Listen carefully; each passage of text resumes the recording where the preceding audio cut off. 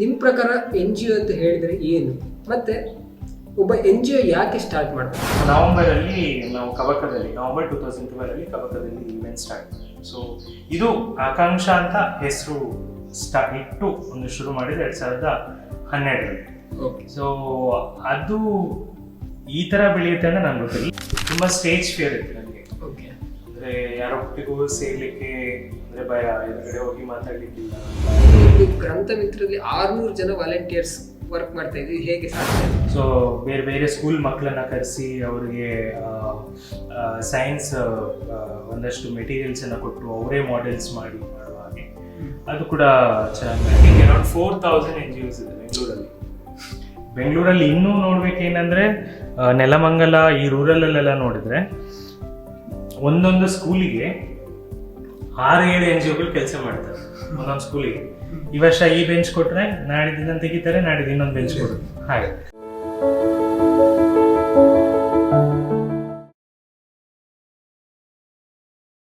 ಎಲ್ರಿಗೂ ನಮಸ್ಕಾರ. ಸ್ವಾಮಿ ವಿವೇಕಾನಂದರು ಒಂದು ಕಡೆ ಹೇಳ್ತಾರೆ, ಶಿಕ್ಷಣ ಮನುಷ್ಯನನ್ನ ಪರಿಪೂರ್ಣತೆ ಎಡೆಗೆ ಕರ್ಕೊಂಡು ಹೋಗ್ತದೆ ಅಂತ. ಈ ಮಾತನ್ನು ಯಾಕೆ ಹೇಳಿದೆ ಅಂತ ಹೇಳಿದ್ರೆ, ಶಿಕ್ಷಣ ಅಂತ ಹೇಳುವಂಥದ್ದು ಮನುಷ್ಯನ ಜೀವನದಲ್ಲಿ ಅತ್ಯಂತ ಅಗತ್ಯವಾದಂತಹ ಅಂಶ. ಅದರಿಂದವೇ ಗೌರವ ಅಂತ ಹೇಳುವಂಥದ್ದು ಸಿಗುವಂಥದ್ದು. ಈ ಶಿಕ್ಷಣ ಕ್ಷೇತ್ರದಲ್ಲಿ ತಮ್ಮದೇ ಆದ ಒಂದು NGO ಆಕಾಂಕ್ಷ ಚಾರಿಟೇಬಲ್ ಟ್ರಸ್ಟ್ ಅಂತ, ಪುತ್ತೂರಿನವರಿಗೆ ಸಾಧಾರಣವಾಗಿ ಗೊತ್ತೇ ಇರ್ತದೆ. ಈ NGO ಅನ್ನು ಪ್ರಾರಂಭಿಸಿ ಬೇರೆ ಬೇರೆ ವಿದ್ಯಾರ್ಥಿಗಳಿಗೆ ಅನೇಕ ರೀತಿಯಲ್ಲಿ ಸಹಾಯವನ್ನ ಮಾಡ್ತಾ ಇರುವವರು ನಮ್ಮ ಜೊತೆ ಇವತ್ತು ವಿಶೇಷ ಅತಿಥಿಯಾಗಿ ಶ್ರೀಶ ಭಟ್ ಅವರಿದ್ದಾರೆ. ಸರ್, ಕಾರ್ಯಕ್ರಮಕ್ಕೆ ಸ್ವಾಗತ. Thank you. ಇವರ ಬಗ್ಗೆ ಹೇಳಲಿಕ್ಕೆ ಸಾಕಷ್ಟಿದೆ. ಯಾಕಂತ ಹೇಳಿದ್ರೆ ನೀವು ಕೇಳಿದಿರೋ ಗೊತ್ತಿಲ್ಲ, ಗ್ರಂಥ ಮಿತ್ರ ಅಂತ ಹೇಳುವ ಒಂದು ಕಾರ್ಯಕ್ರಮ ಯಶಸ್ವಿಯಾಗಿ ನಡೀತಾ ಇದೆ. ಇದರ ವಿಶೇಷತೆ ಏನು, ಹಾಗೆ ಪ್ರತಿಯೊಂದರ ಬಗ್ಗೆ ಅವ್ರ ಹತ್ರ ಮಾತಾಡ್ತಾ ಹೋಗೋಣ. ಹಾಗೆ ಅವರ ಬಾಲ್ಯದ ಬಗ್ಗೆ, ಜೀವನದ ಬಗ್ಗೆ ಪ್ರತಿಯೊಂದು ವಿಚಾರಗಳನ್ನ ಕೂಡ ಹಂತ ಹಂತವಾಗಿ ನಾವು ಕೇಳ್ತಾ ಹೋಗೋಣ. Welcome to the show. ಮೊದಲನೇದಾಗಿ ಥ್ಯಾಂಕ್ ಯು. ಹೇಗಿದ್ದೀರಾ? ನೀವು ಹೇಗಿದ್ದೀರಾ? ಆರಾಮ. ನಿಮ್ಮ ಬಾಲ್ಯ ಜೀವನದ ಬಗ್ಗೆ ಹೋಗುವ. ಮೊದಲೇ ಬಾಲ್ಯ ಜೀವನ ಹೇಗಿತ್ತು? ಯಾವ ಶಾಲೆಯಲ್ಲಿ ಕಲಿತದ್ದು, ಅಥವಾ ಒಂದಿಷ್ಟು ಬಾಲ್ಯದ ನೆನಪುಗಳನ್ನು ಹೇಳೋದಾದ್ರೆ ಹೇಗೆ ಬಾಲ್ಯ ಜೀವನ ಇತ್ತು?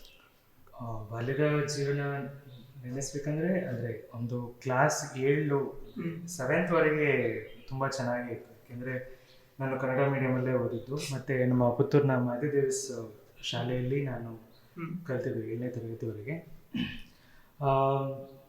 ಅದೇ ಆಗ ಹೇಗಿತ್ತು ಅಂದರೆ TV ಇರ್ತಿರ್ಲಿಲ್ಲ, ಮೊಬೈಲ್ ಅನ್ನೋದು ಇಲ್ಲ ಬಿಡಿ, ಬಟ್ TV ಅನ್ನೋದು ಇತ್ತು, ಬಟ್ ನಮ್ಮ ಮನೇಲಿ ಇರಲಿಲ್ಲ. ಸೊ ನಮ್ದು ಏನಿದ್ರು ಟೈಮ್ ಹೊರಗಡೆನೇ ಇತ್ತು. ಮಣ್ಣಲ್ಲಿ ಆಟ ಆಡೋದಾಗಿರ್ಬೋದು, ಅಥವಾ ಎಲ್ಲೋ ಕೆರೆಯಲ್ಲಿ ಆಟ ಆಡೋದು, ಹೀಗೆ. ಅದು ಬಿಟ್ಟರೆ ಸ್ಟಡೀಸ್ ವಿಷಯದ ನಾನೇನು ಅಂಥ ಇಂಟ್ರೆಸ್ಟ್ ಇತ್ತು ಅಂತವನ್ನಲ್ಲ.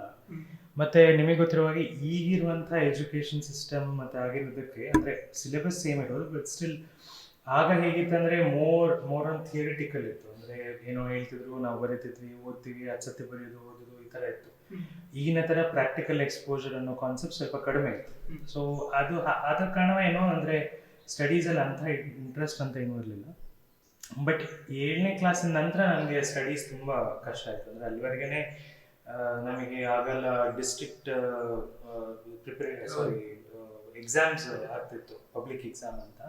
ಸೊ ಆ ಪಬ್ಲಿಕ್ ಎಕ್ಸಾಮ್ ಐ ಥಿಂಕ್ ನಮ್ಮಕ್ಕಿಂತ ಒಂದು 3 ಜೂನಿಯರ್ಸ್ ಬ್ಯಾಚಸ್ ವರೆಗೆ ಬರ್ದಿರ್ಬೋದು, ಆಮೇಲೆ ಇರಲಿಲ್ಲ. ಸೊ ಅದರಲ್ಲೇ ನನಗೆ ಬಂದಿದೆ ಒಂದು 70% ಏನೋ ಅಷ್ಟೇ. ಸೊ ಅಷ್ಟು ಅಲ್ಲಿಂದ ಓದ್ತಿದ್ದು.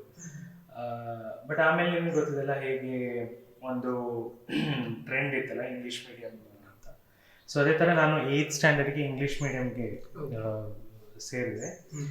ಬಟ್ ಅದು ನನಗೆ ತುಂಬ ಬರ್ಡನ್ ಆಯಿತು. ಯಾಕೆಂದರೆ ನಾನು ಫಸ್ಟ್ ಆಫ್ ಆಲ್ ಕನ್ನಡದಲ್ಲೇ ಅಂಥ ಎಕ್ಸ್ಟ್ರಾರ್ಡಿನರಿ ಸ್ಟೂಡೆಂಟ್ ಏನೂ ಅಲ್ಲ.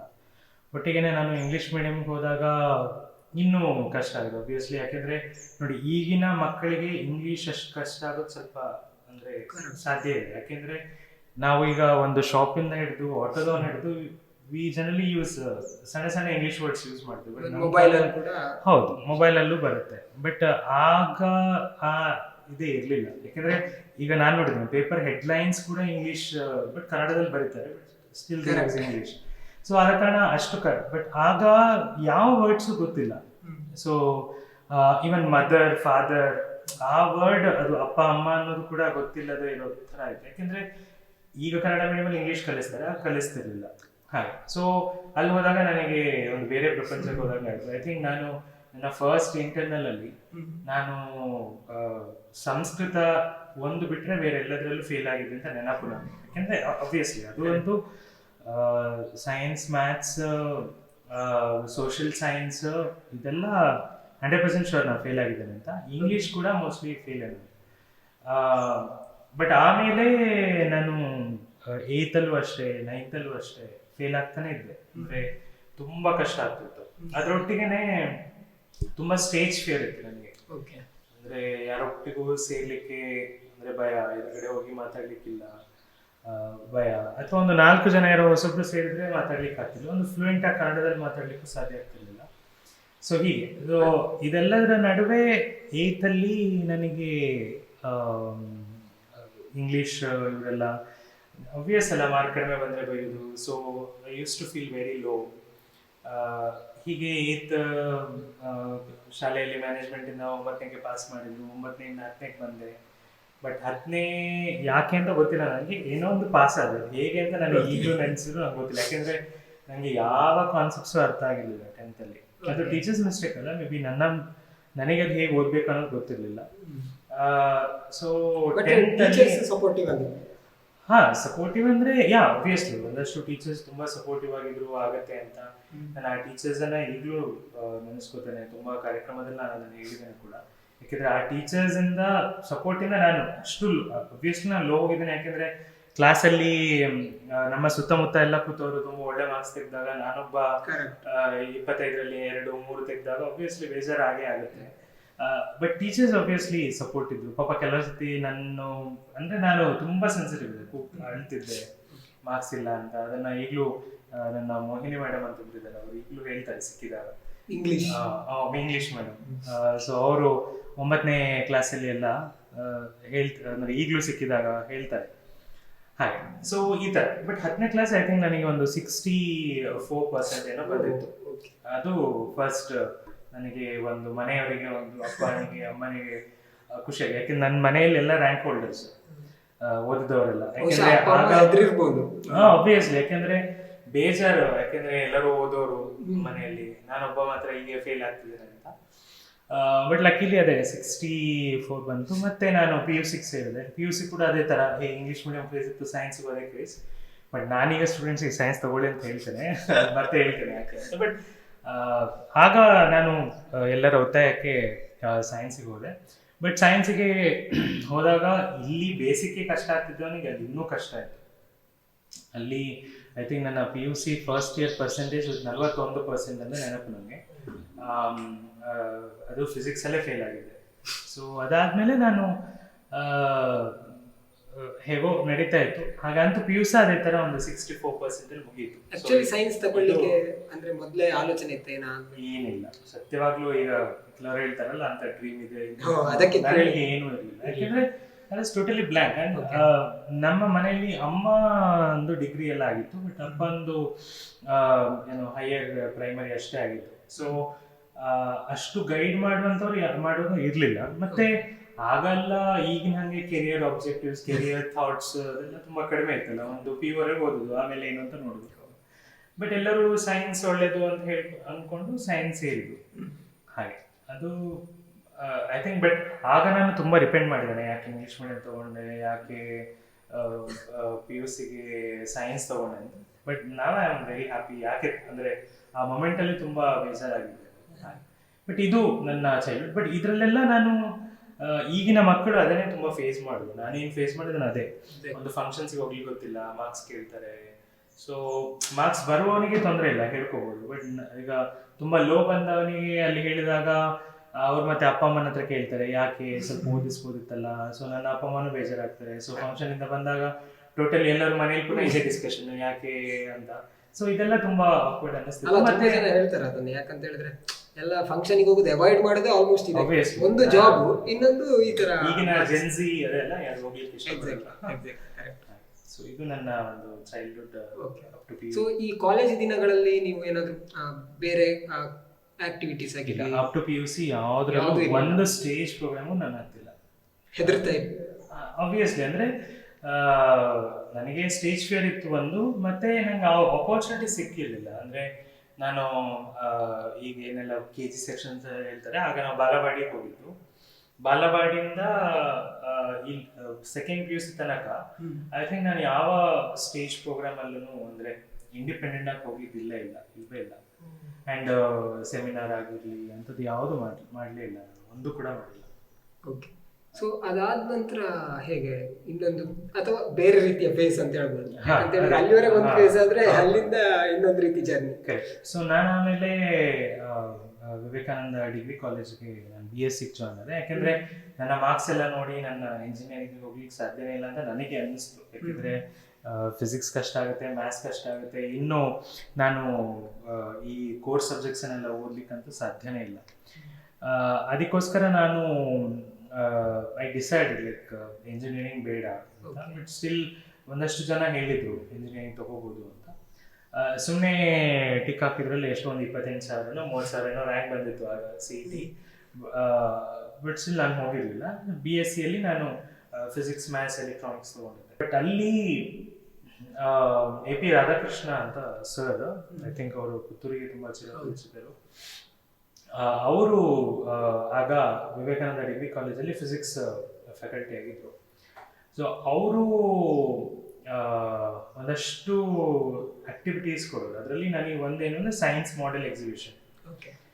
ಆ ಸೈನ್ಸ್ ಮಾಡೆಲ್ ಎಕ್ಸಿಬಿಷನ್ ಫಸ್ಟ್ ಆಗಿದ್ದು ಇಲ್ಲಿ ಫಿಲೋಮೆನಾದಲ್ಲಿ ಆಗಿತ್ತು. ಸೊ ನೀವು ಪಾರ್ಟಿಸಿಪೇಟ್ ಮಾಡಬೇಕು ಅಂದರು ಸರ್ ನನ್ನ ಹತ್ರ. ನಾನು ಹೇಳಿದೆ ಸರ್, ನಾನು ಒಮ್ಮೆ ಕೂಡ ನಾನು ಯಾರನ್ನು ಫೇಸ್ ಮಾಡಿದವನಲ್ಲ, ಸೊ ಇಟ್ಸ್ ಸಾಧ್ಯನೇ ಇಲ್ಲ, ನಾನು ಬೇಡ ಸರ್, ಬೇರೆ ಯಾರಿಗಾರು ಹೇಳಿ. ಹೇಳಿದ್ರು ಇಲ್ಲ ನೀನು ಹೋಗಬೇಕು ಅಂತ. ಸೊ ಹಾಗೆ ಜಾಯಿನ್ ಆದೆ. ಜಾಯಿನ್ ಆಗಿ ಏನೋ ಎಂತ ಹೇಳಿದ್ರು, ಈ 1ನೇ ಕ್ಲಾಸ್ ಮಕ್ಕಳು ಮಾಡೆಲ್ ಮಾಡ್ತಾರೆ ಅಲ್ಲ, ಏನೋ 1ನೇ ಕ್ಲಾಸ್ ಮಕ್ಕಳು ದೇ ಡೂ ಬೆಟರ್. ಬಟ್ ಎಂತ ಥರ್ಮಾಕೋಲ್ಸ್ ಇದರಿಂದ ಎಲ್ಲ ಏನೆಲ್ಲ ಮಾಡಿ ಏನೋ ತಗೊಂಡೋಗಿದ್ದೆ.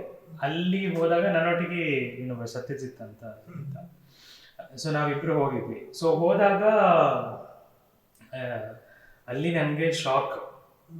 ಯಾಕೆ ಶಾಕ್ ಅಂದರೆ ಅಲ್ಲಿ ಎಲ್ಲ ತುಂಬ ಚೆನ್ನಾಗಿತ್ತು ಮಾಡೆಲ್ಸ್, ನಮ್ಮದು ವರ್ಸ್ಟ್ ಇತ್ತು ಒಂದು. ಮತ್ತೆ ನಮ್ಮ ಪಕ್ಕ ಒಂದು ಕಡೆ ಉಡುಪಿ ಕಾಲೇಜ್ ಅವರು, ಇನ್ನೊಂದು ಕಡೆ ಮ್ಯಾಂಗ್ಳೂರ್ ಕಾಲೇಜ್. ಸೊ ಆ ಕಾಲೇಜ್ ಅವರು ಹೇಗೆ ಇಂಗ್ಲೀಷ್ ಮಾತಾಡ್ತಾರೆ ಅಂತ ನೀವು ಎಕ್ಸ್ಪೆಕ್ಟ್ ಮಾಡ್ಬೋದಲ್ವಾ. ಆ ಇಂಗ್ಲೀಷ್ ಕೇಳಿದಾಗ ನಾವು ಫೇರ್ ಔಟ್ ಆಗೋದು. ಯಾಕಂದರೆ ಇಟ್ಸ್ ಇಂಪಾಸಿಬಲ್ ಜಡ್ಜಸ್ ಬಂದಾಗ ಅವ್ರ ಥರ ಇಂಗ್ಲೀಷ್ ಮಾತಾಡೋಕ್ಕೆ, ಅವರಿಂದ ನೆಕ್ಸ್ಟ್ ನಮ್ಮ ಹತ್ರ ಬರ್ತಾರೆ. ಸೊ ನಾವು ಇಂಪ್ರೆಸ್ ಆಗ್ಲಿಕ್ಕೆ ಸಾಧ್ಯನೇ ಇಲ್ಲ. ಸೊ ಆವತ್ತಂತೂ ವರ್ಸ್ಟ್ ಪರ್ಫಾರ್ಮೆನ್ಸ್ ಕೊಟ್ಟಿದ್ವಿ ನಾನಂತೂ. Actually Satyajit has done better, but ನಾನು. ಸೊ ಆಮೇಲೆ ಸೋತ್ವಿ, ಬಂದ್ವಿ. ಬಟ್ ಐ ಲರ್ನ್ ಅಂದರೆ ಹೇಗೆ ಕಾನ್ಫಿಡೆನ್ಸ್ ಇರುತ್ತೆ ಅಂತ. ಸೊ ಅದರೊಟ್ಟಿಗೆ ನನ್ನ ಒಂದಷ್ಟು ಫ್ರೆಂಡ್ಸ್ ನನ್ನ ಪಕ್ಕದಲ್ಲಿ ಕೂತಿದ್ದವರು, they use to tell me ಹೇಗೆ ಫೌಂಡೇಶನಲ್ಲಿಂದ ಓದಬೇಕು, ಬೇಸಿಕ್ಸಿಂದ ಹೇಗೆ ಓದಬೇಕು. ನಾನು ಅದನ್ನು ಈಗಲೂ ಸ್ಟೂಡೆಂಟ್ಸಿಗೆ ತುಂಬ ಜನ ಕೇಳ್ತೇನೆ. ಸೊ ಹಾಗೆ ಓದ್ಲಿಕ್ಕೆ ಸ್ಟಾರ್ಟ್ ಮಾಡಿದೆ. ನನಗೆ ಗೊತ್ತಿಲ್ಲದೇ I was doing better. But next year ಪುನಃ ಸರ್ ಇದೇ ಥರ ಹೇಳಿದರು, ಹೋದ್ವಿ. ಸೊ ಐ ಥಿಂಕ್ ನಾವಿಬ್ಬರು ಕೂಡ ಸ್ಟೇಟ್ ಲೆವೆಲಿಗೆ ಸೆಲೆಕ್ಟ್ ಆದ್ವಿ. ಸ್ಟೇಟ್ ಲೆವೆಲ್ ಹೋಗಿದ್ವಿ ಬೆಳಗಾಮಲ್ಲಿ, 3rd ಇಯರ್ ಹೋದ್ವಿ. ಬಟ್ ಇದೆಲ್ಲದರ ನಡುವೆ ನಾನು ಕಾಲೇಜಲ್ಲಿ ಬೇರೆ ಬೇರೆ ಆ್ಯಕ್ಟಿವಿಟೀಸಲ್ಲಿ ಇನ್ವಾಲ್ವ್ ಆಗಿ ಸ್ಟಾರ್ಟ್ ಆದೆ. ಸೊ ಆಟೋಮ್ಯಾಟಿಕಲಿ ನನ್ನ ಕಾನ್ಫಿಡೆನ್ಸ್ ಲೆವೆಲ್ ಬೂಸ್ಟಪ್ ಆಗಿತ್ತು, ನನಗೆ ಗೊತ್ತಿಲ್ಲದೇ. ಸೊ ಸ್ವಲ್ಪ ಇಂಗ್ಲೀಷ್ ಮಾತಾಡ್ಲಿಕ್ಕೆ ಕಲ್ತಿದ್ದೆ ಒಟ್ಟೊಟ್ಟಿಗೆ. ಇದೆಲ್ಲ ಆದಾಗ ನಾನು ಮೊದಲು ಓದಿದಷ್ಟು ಓದ್ತಿರ್ಲಿಲ್ಲ, ಆ್ಯಕ್ಚುಲಿ ಕಡಿಮೆನೇ ಓದ್ತಿದ್ದೆ. ಬಟ್ ನನ್ನ ಪರ್ಸೆಂಟೇಜ್ ಫೈನಲ್ ಇಯರಿಗೆ ಬಂದಾಗ 92% ಬಂದಿತ್ತು. ಸೊ ಯಾಕೆ ಬಂತು ಅಂದರೆ ಒಂದು ಕಾನ್ಫಿಡೆನ್ಸ್, ಒಂದು ಟೀಚರ್ಸ್ ಆ ಅಪರ್ಚುನಿಟೀಸ್ ಕೊಟ್ಟಿದ್ದಕ್ಕೆ. ಇನ್ ಕೇಸ್ ಅವರು ನನಗೆ ಕೊಡದಿದ್ದಿದ್ರೆ, so I was like a normal student and BSc ಮಾಡಿ ಎಲ್ಲೋ ಹೋಗ್ತಿದ್ದೆ. ಸೊ ಇದು ನನ್ನ ಲೈಫಲ್ಲಿ ಒಂದು ಟರ್ನಿಂಗ್ ಪಾಯಿಂಟ್. ಅಂದರೆ ಆಗ ಇಷ್ಟೆಲ್ಲ ಮಾಡ್ತೀನಿ ಅಂತ ನನಗೆ ಗೊತ್ತಿರಲಿಲ್ಲ. ಬಟ್ ಆ ಮೊಮೆಂಟಲ್ಲಿ ನಾನು PU ಕಂಪೇರ್ ಮಾಡಿದರೆ I was doing 100% better. Okay. So ಈ ಕಾಲೇಜ್ ಟೈಮಲ್ಲಿ ನೀವು ಹೇಳಿದ್ರಿ ಅಲ್ಲಿ ಭಾಗವಹಿಸಿದಾಗ ಕಾಂಪಿಟೇಷನಲ್ಲಿ ಕಾನ್ಫಿಡೆನ್ಸನ್ನು ಕಲ್ತ್ಕೊಂಡೆ ಅಂತ. ಸೊ ಯಾವ ಥರ ಅಲ್ಲಿ ಕಾನ್ಫಿಡೆನ್ಸನ್ನು ಕಲ್ತ್ಕೊಂಡ್ರೆ ಅಂತ ಹೇಳಿದ್ರೆ, ಬೇರೆಯವರನ್ನು ಅವ್ರು ಮಾತಾಡುವಾಗ ಆಗಿರ್ಬೋದು, ಅವರ ಮಾತಿನ ಶೈಲಿ. ಕರೆಕ್ಟ್. ಈಗ ನಾನು ಪಕ್ಕದವ್ರು ನೋಡಿದಾಗ ಸೊ ಒಂದು ಪ್ರೆಸೆಂಟೇಷನ್ ಸ್ಟೈಲ್ ಓಕೆ ಈಗ ಅವ್ರಿಗೆ ಎಷ್ಟು ಗೊತ್ತಿರುತ್ತೆ ಅನ್ನೋದಕ್ಕಿಂತ ಹೆಚ್ಚು ಅಂದ್ರೆ ಈಗ ಅವರ ಮಾಡೆಲ್ ಎಷ್ಟು ಎಕ್ಸ್ಟ್ರಾರ್ಡಿನರಿ ಆಗಿದೆ ಅಥವಾ ಕರೆಂಟ್ ಇದಕ್ಕೆ ಅದು ಅಪ್ಲಿಕೇಬಲ್ ಇದೆಯಾ ಅನ್ನೋದಕ್ಕಿಂತ ಹೆಚ್ಚು ನಾವು ಅದನ್ನ ಹೆಂಗೆ ಪೋರ್ಟ್ರೇಟ್ ಮಾಡ್ತೀವಿ ಪ್ರೆಸೆಂಟೇಷನ್ ಹೆಂಗೆ ಮಾಡ್ತೀವಿ ಅನ್ನೋದೇ ತುಂಬಾ ಇಂಪಾರ್ಟೆಂಟ್. ಸೊ ಅದನ್ನ ನಾನು ಅವತ್ತು ನನ್ನ ಪಕ್ಕದಲ್ಲಿದ್ದ ಒಂದು ಕಾಲೇಜಿನ ಹುಡುಗಿರು ಪ್ರೆಸೆಂಟ್ ಮಾಡಿದ್ ನೋಡಿದ್ದು. ಸೊ ಅದನ್ನ ನೋಡಿದಾಗ ಅನ್ನಿಸ್ತು ಅಂದ್ರೆ ನಮ್ಮ ಹತ್ರ ಏನೇ ಕಂಟೆಂಟ್ ಇರ್ಬೋದು ಅದನ್ನ ನಾವು ತುಂಬಾ ಚೆನ್ನಾಗಿ ಪ್ರೆಸೆಂಟ್ ಮಾಡ್ಬೇಕು. ಯಾಕಂದ್ರೆ ಎದುರುಗಡೆ ಬಂದು ನಿಂತವರಿಗೆ ನಾವೇನ್ ಪ್ರಿಪೇರ್ ಆಗಿರ್ತೀವಿ ಅದು ಗೊತ್ತಿರೋದಿಲ್ಲ. ನಾವು ಅವ್ರಿಗೆ ಗೊತ್ತಿದೆ ಅಂತ ಅನ್ಕೊಂಡು ನಾವು ತಲೆಯಲ್ಲಿ ಇಟ್ಕೊಂಡು ಹೆದರಿದ್ರೆ ಆಗಲ್ಲ. ಸೊ ನಾವು ಮೊದಲು ಮಾಡ್ತಿದ್ದು ಅದೇ, ಸ್ಟೇಜ್ ಎದುರುಗಡೆ ಎಲ್ಲರೂ ನೋಡಿದಾಗ ಅವ್ರು ಏನ್ ಅನ್ಕೊಳ್ತಾರೋ ಅಂತ. ಅದೇ ಸೊ ಅದೇ ನನಗೆ ಇದ್ದಿದ್ದು. ಬಟ್ ಒನ್ಸ್ ಆ ಒಂದು ಐಡಿಯಾ ಸಿಕ್ಕಿದಾಗ ಆಟೋಮ್ಯಾಟಿಕಲಿ ಅದು ಬರುತ್ತೆ. ಆ ಕಾನ್ಫಿಡೆನ್ಸ್ ಅನ್ನೋದು, ಮತ್ತೆ ಹೇಳಿದಲ್ಲ ಆ ಕಾನ್ಫಿಡೆನ್ಸ್ ಅನ್ನೋದು ಇದೆಲ್ಲ ಬುಕ್ಸ್ ಓದಿ ಬರುವಂಥದ್ದಲ್ಲ. ಅಥವಾ ಅದು ಯಾವಾಗ ಬರುತ್ತೆ ಅಂದ್ರೆ ಓನ್ಲಿ ಯು ಪ್ರಾಕ್ಟೀಸ್. ಯಾವಾಗ ನೀವು ಪ್ರಾಕ್ಟೀಸ್ ಮಾಡ್ತಿರೋ ಅದು ಹೇಳ್ತಾರಲ್ಲ until you start acting on it. So ಆ ಕಾನ್ಫಿಡೆನ್ಸ್ ಅನ್ನೋದು ಬರ್ಲಿಕ್ಕೆ ಸಾಧ್ಯನೇ ಇಲ್ಲ. ಅಥವಾ ಕೆಲವರು ಹೇಳ್ತಾರೆ ಪ್ರೆಸೆಂಟೇಷನ್ ಸ್ಕಿಲ್ ಯಾರು ಹುಟ್ಟಿದಾಗಲೇ ಚೆನ್ನಾಗಿ ಮಾಡ್ಲಿಕ್ಕೆ ಸಾಧ್ಯ ಇಲ್ಲ. ಸೊ ಓನ್ಲಿ ಥ್ರೂ ಎಕ್ಸ್ಪೀರಿಯನ್ಸಸ್ ಅದು ಬರೋದು. ಸೊ ಹಾಗೆ ನನಗೂ ಆಗಿದ್ದು ಅಷ್ಟೇ. ಹಾಗೆ ನನಗೊಂದು ಇಂಟ್ರೆಸ್ಟಿಂಗ್ ಕ್ವಶನ್ ಬರ್ತಾ ಇದೆ. ಎಂತಂತ ಹೇಳಿದ್ರೆ, ನೀವು ಮಾಡಿದಂಥ ಮೊದಲ ಭಾಷಣ ಎಲ್ಲಿ ಮತ್ತೆ ಯಾವಾಗ? ಮೊದಲ ಭಾಷಣ ಅಲ್ಲ, actually seminar, maths seminar. Actually Reena ಅಂತ ಒಬ್ರು ಮೇಡಮ್ ಇದ್ರು ವಿವೇಕಾನಂದದಲ್ಲಿ. ಐ ಥಿಂಕ್ ಸೆಕೆಂಡ್ ಇಯರ್ ಅಲ್ಲೇನೋ ಫಸ್ಟ್ ಇಯರ್ ಅಲ್ಲಿ ನಾನು ಸೆಮಿನಾರ್ ಮಾಡಿದ್ದೆ. ಆ ಸೆಮಿನಾರ್ ಹೇಗಾಗಿತ್ತು ಅಂದ್ರೆ ನಾನು ಬೋರ್ಡಿಗೆ ತಿರುಗಿದವ ಮತ್ತೆ ವಾಪಸ್ ತಿರುಗಿದ್ದು ಮುಗ್ದ ಮೇಲೆ. ಅಂದ್ರೆ ಸೊ ಆ ಒಂದು ಐ ಟು ಐ ಕಾಂಟ್ಯಾಕ್ಟ್ ಅಥವಾ ಒಂದು ಬಾಡಿ ಮೂವ್ಮೆಂಟ್ಸ್ ಇದೆಲ್ಲ ನನಗೆ ಗೊತ್ತಿರಲಿಲ್ಲ ಪ್ರೆಸೆಂಟೇಷನ್. ಸೊ ಮಾಡಿದ್ದೆ, ಅದು ಫಸ್ಟ್ ಸೆಮಿನಾರ್ ಅಂತ.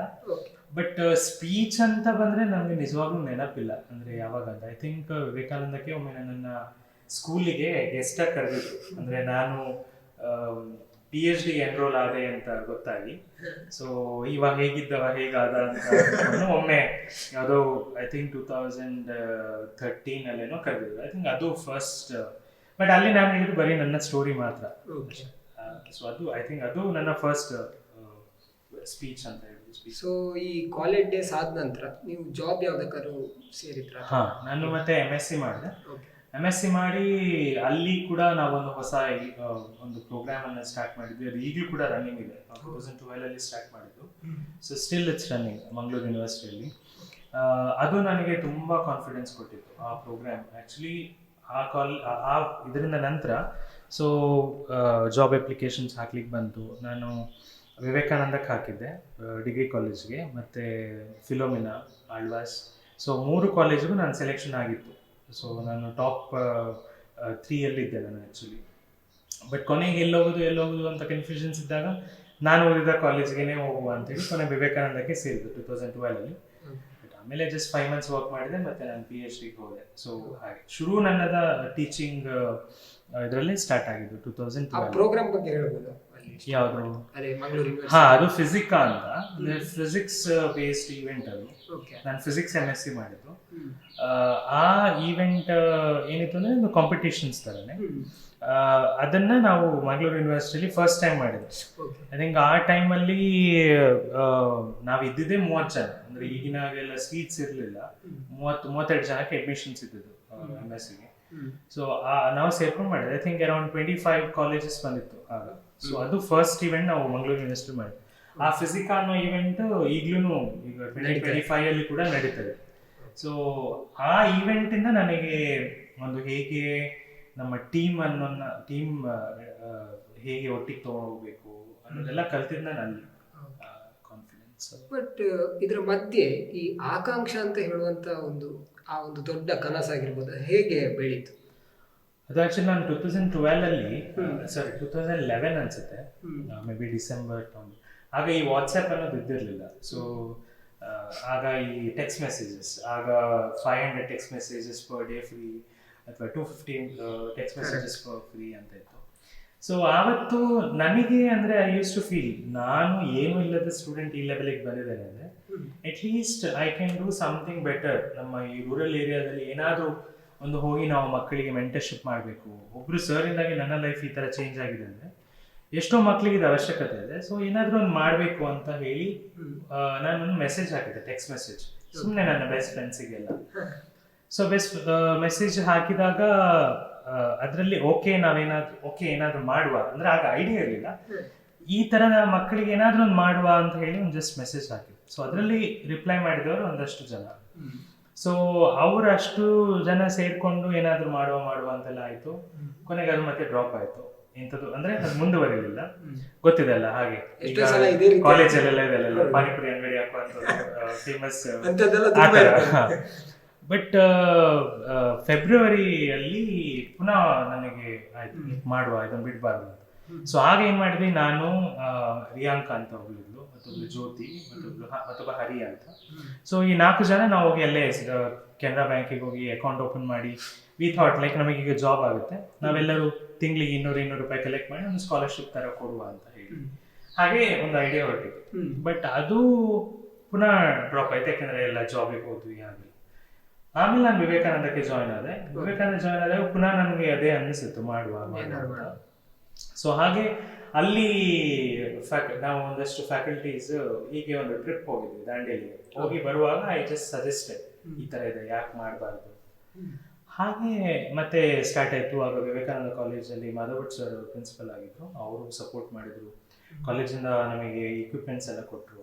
ಸೊ ಫಸ್ಟ್ ಏನ್ ಸ್ಟಾರ್ಟ್ ಮಾಡಿದ್ರು ಅಂದ್ರೆ, ಒಂದು ಸ್ಕೂಲಿಗೆ ಹೋಗಿ ಸಂಡೇ ಹೋಗಿ ಅಲ್ಲಿ ಬೆಳಿಗ್ಗೆಯಿಂದ ಸಂಜೆವರೆಗೆ ಮಕ್ಕಳಿಗೆ ಪ್ರಾಕ್ಟಿಕಲ್ ಎಕ್ಸ್ಪೀರಿಯನ್ಸ್ ಅವ್ರಿಗೆ ಗೊತ್ತಾಗ್ಬೇಕು. ಯಾಕಂದ್ರೆ ನಾನು ಆಗ್ಲೇ ಹೇಳಿದಾಗೆ ನನಗೆ ಆದ ದೊಡ್ಡ ಮಿಸ್ಟೇಕ್ ಏನು ಅಂದ್ರೆ, ನನ್ನ ಸ್ಕೂಲಲ್ಲಿ ಸೈನ್ಸ್ ಅಂದ್ರೆ ನನ್ನ ತಲೆಯಲ್ಲಿ ಏನು ಇಮ್ಯಾಜಿನೇಷನ್ ಇರಲಿಲ್ಲ. ಈಗ ಒಂದು ಕರೆಂಟ್ ಅಂದ್ರೆ ನನಗೆ CURRENT ಅಂತ ಬರ್ತಿದ್ದಷ್ಟೇ ಹೊರತು, ಅಥವಾ ಟೀಚರ್ ಮುಖ ಬರ್ತಿದ್ದಷ್ಟೇ ಹೊರತು, ಆ ಕರೆಂಟ್, ಎಲೆಕ್ಟ್ರಾನ್ಸ್ ಫ್ಲೋ ಈ ತರದ ಕಾನ್ಸೆಪ್ಟ್ಸೇ ನನಗೆ ಬರ್ತಿರ್ಲಿಲ್ಲ. ಇದು ಯಾಕೆ ಬರ್ತಿರ್ಲಿಲ್ಲ ಅಂದ್ರೆ, ನನಗೆ ಆ ವಿಜುವಲೈಸೇಷನ್ ಯಾರು ಹೇಳ್ಕೊಟ್ಟಿಲ್ಲ ಮತ್ತು ಬಂದಿಲ್ಲ. ಅದು ಯಾವಾಗ ಬರುತ್ತೆ, ಪ್ರಾಕ್ಟಿಕಲ್ ಥ್ರೂ ಬರುತ್ತೆ. ಸೊ ಅದಕ್ಕೆ ನಾವು ಪ್ರಾಕ್ಟಿಕಲ್ಸ್ ಮಾಡಬೇಕು ಸ್ಕೂಲಲ್ಲಿ ಹೋಗಿ ಅಂತ ನಾವು ಸ್ಟಾರ್ಟ್ ಮಾಡಿದ್ದು. ಫಿಸಿಕ್ಸ್, ಕೆಮಿಸ್ಟ್ರಿ, ಬಯಾಲಜಿ ಮತ್ತೆ ಬ್ಯಾಂಕಿಂಗ್ ಸೆಕ್ಟರ್ನ ಇಂಟ್ರೊಡ್ಯೂಸ್ ಮಾಡಿದ್ವಿ. ಆಗ ಶೇಷಶಯನ ಅಂತ BO ಇವರು, ಬ್ಲಾಕ್ ಎಜುಕೇಶನ್ ಆಫೀಸರ್. ಸೊ ಅವರು ನಮಗೆ ಸಪೋರ್ಟ್ ಕೊಡ್ತಾರಾ ಇಲ್ವಾ ಅಂತ ಅನ್ಕೊಂಡಿದ್ವಿ. ಬಟ್ ಅವ್ರು ಸಪೋರ್ಟ್ ಕೊಟ್ಟರು ತುಂಬಾ ಚೆನ್ನಾಗಿ. ಸೊ ನವೆಂಬರಲ್ಲಿ ನಾವು ನವೆಂಬರ್ 2012 ಕಬಕದಲ್ಲಿ ಇವೆಂಟ್ ಸ್ಟಾರ್ಟ್ ಮಾಡಿದ್ವಿ. ಸೊ ಇದು ಆಕಾಂಕ್ಷಾ ಅಂತ ಹೆಸರು ಇಟ್ಟು ಒಂದು ಶುರು ಮಾಡಿದ್ರೆ 2012. ಸೊ ಅದು ಈ ತರ ಬೆಳೆಯುತ್ತೆ ಅಂತ ನಂಗೆ ಗೊತ್ತಿರಲಿಲ್ಲ. ಬಟ್ ಒಂದು ಸಣ್ಣ ಒಂದು ಕಿಡಿ ತರ ಹೊತ್ತಿ ನಾವೆಲ್ಲ ಸೇರಿ ಒಟ್ಟಿಗೆ ಒಂದು ಇವೆಂಟ್ ಸ್ಟಾರ್ಟ್ ಮಾಡಿದ್ವಿ. ಬಟ್ ಆಗ ಒಂದು ದಿನದ ಪ್ರೋಗ್ರಾಮ್ ಅಷ್ಟೇ ಮಾಡ್ತಿದ್ವಿ, ವರ್ಷದಲ್ಲಿ ಒಂದು 5-6 ಕಾರ್ಯಕ್ರಮಗಳು ಮಾಡ್ತಿದ್ವಿ. ಸೊ ಹೆಸರು ಆಗ್ಲೇ ಇಟ್ಟಿದ್ರಿ ಆಕಾಂಕ್ಷಾ ಅಂತ? ಹೌದೌದು, Akanksha hopes for better life ಅಂತ ಇಟ್ಟಿದ್ವಿ.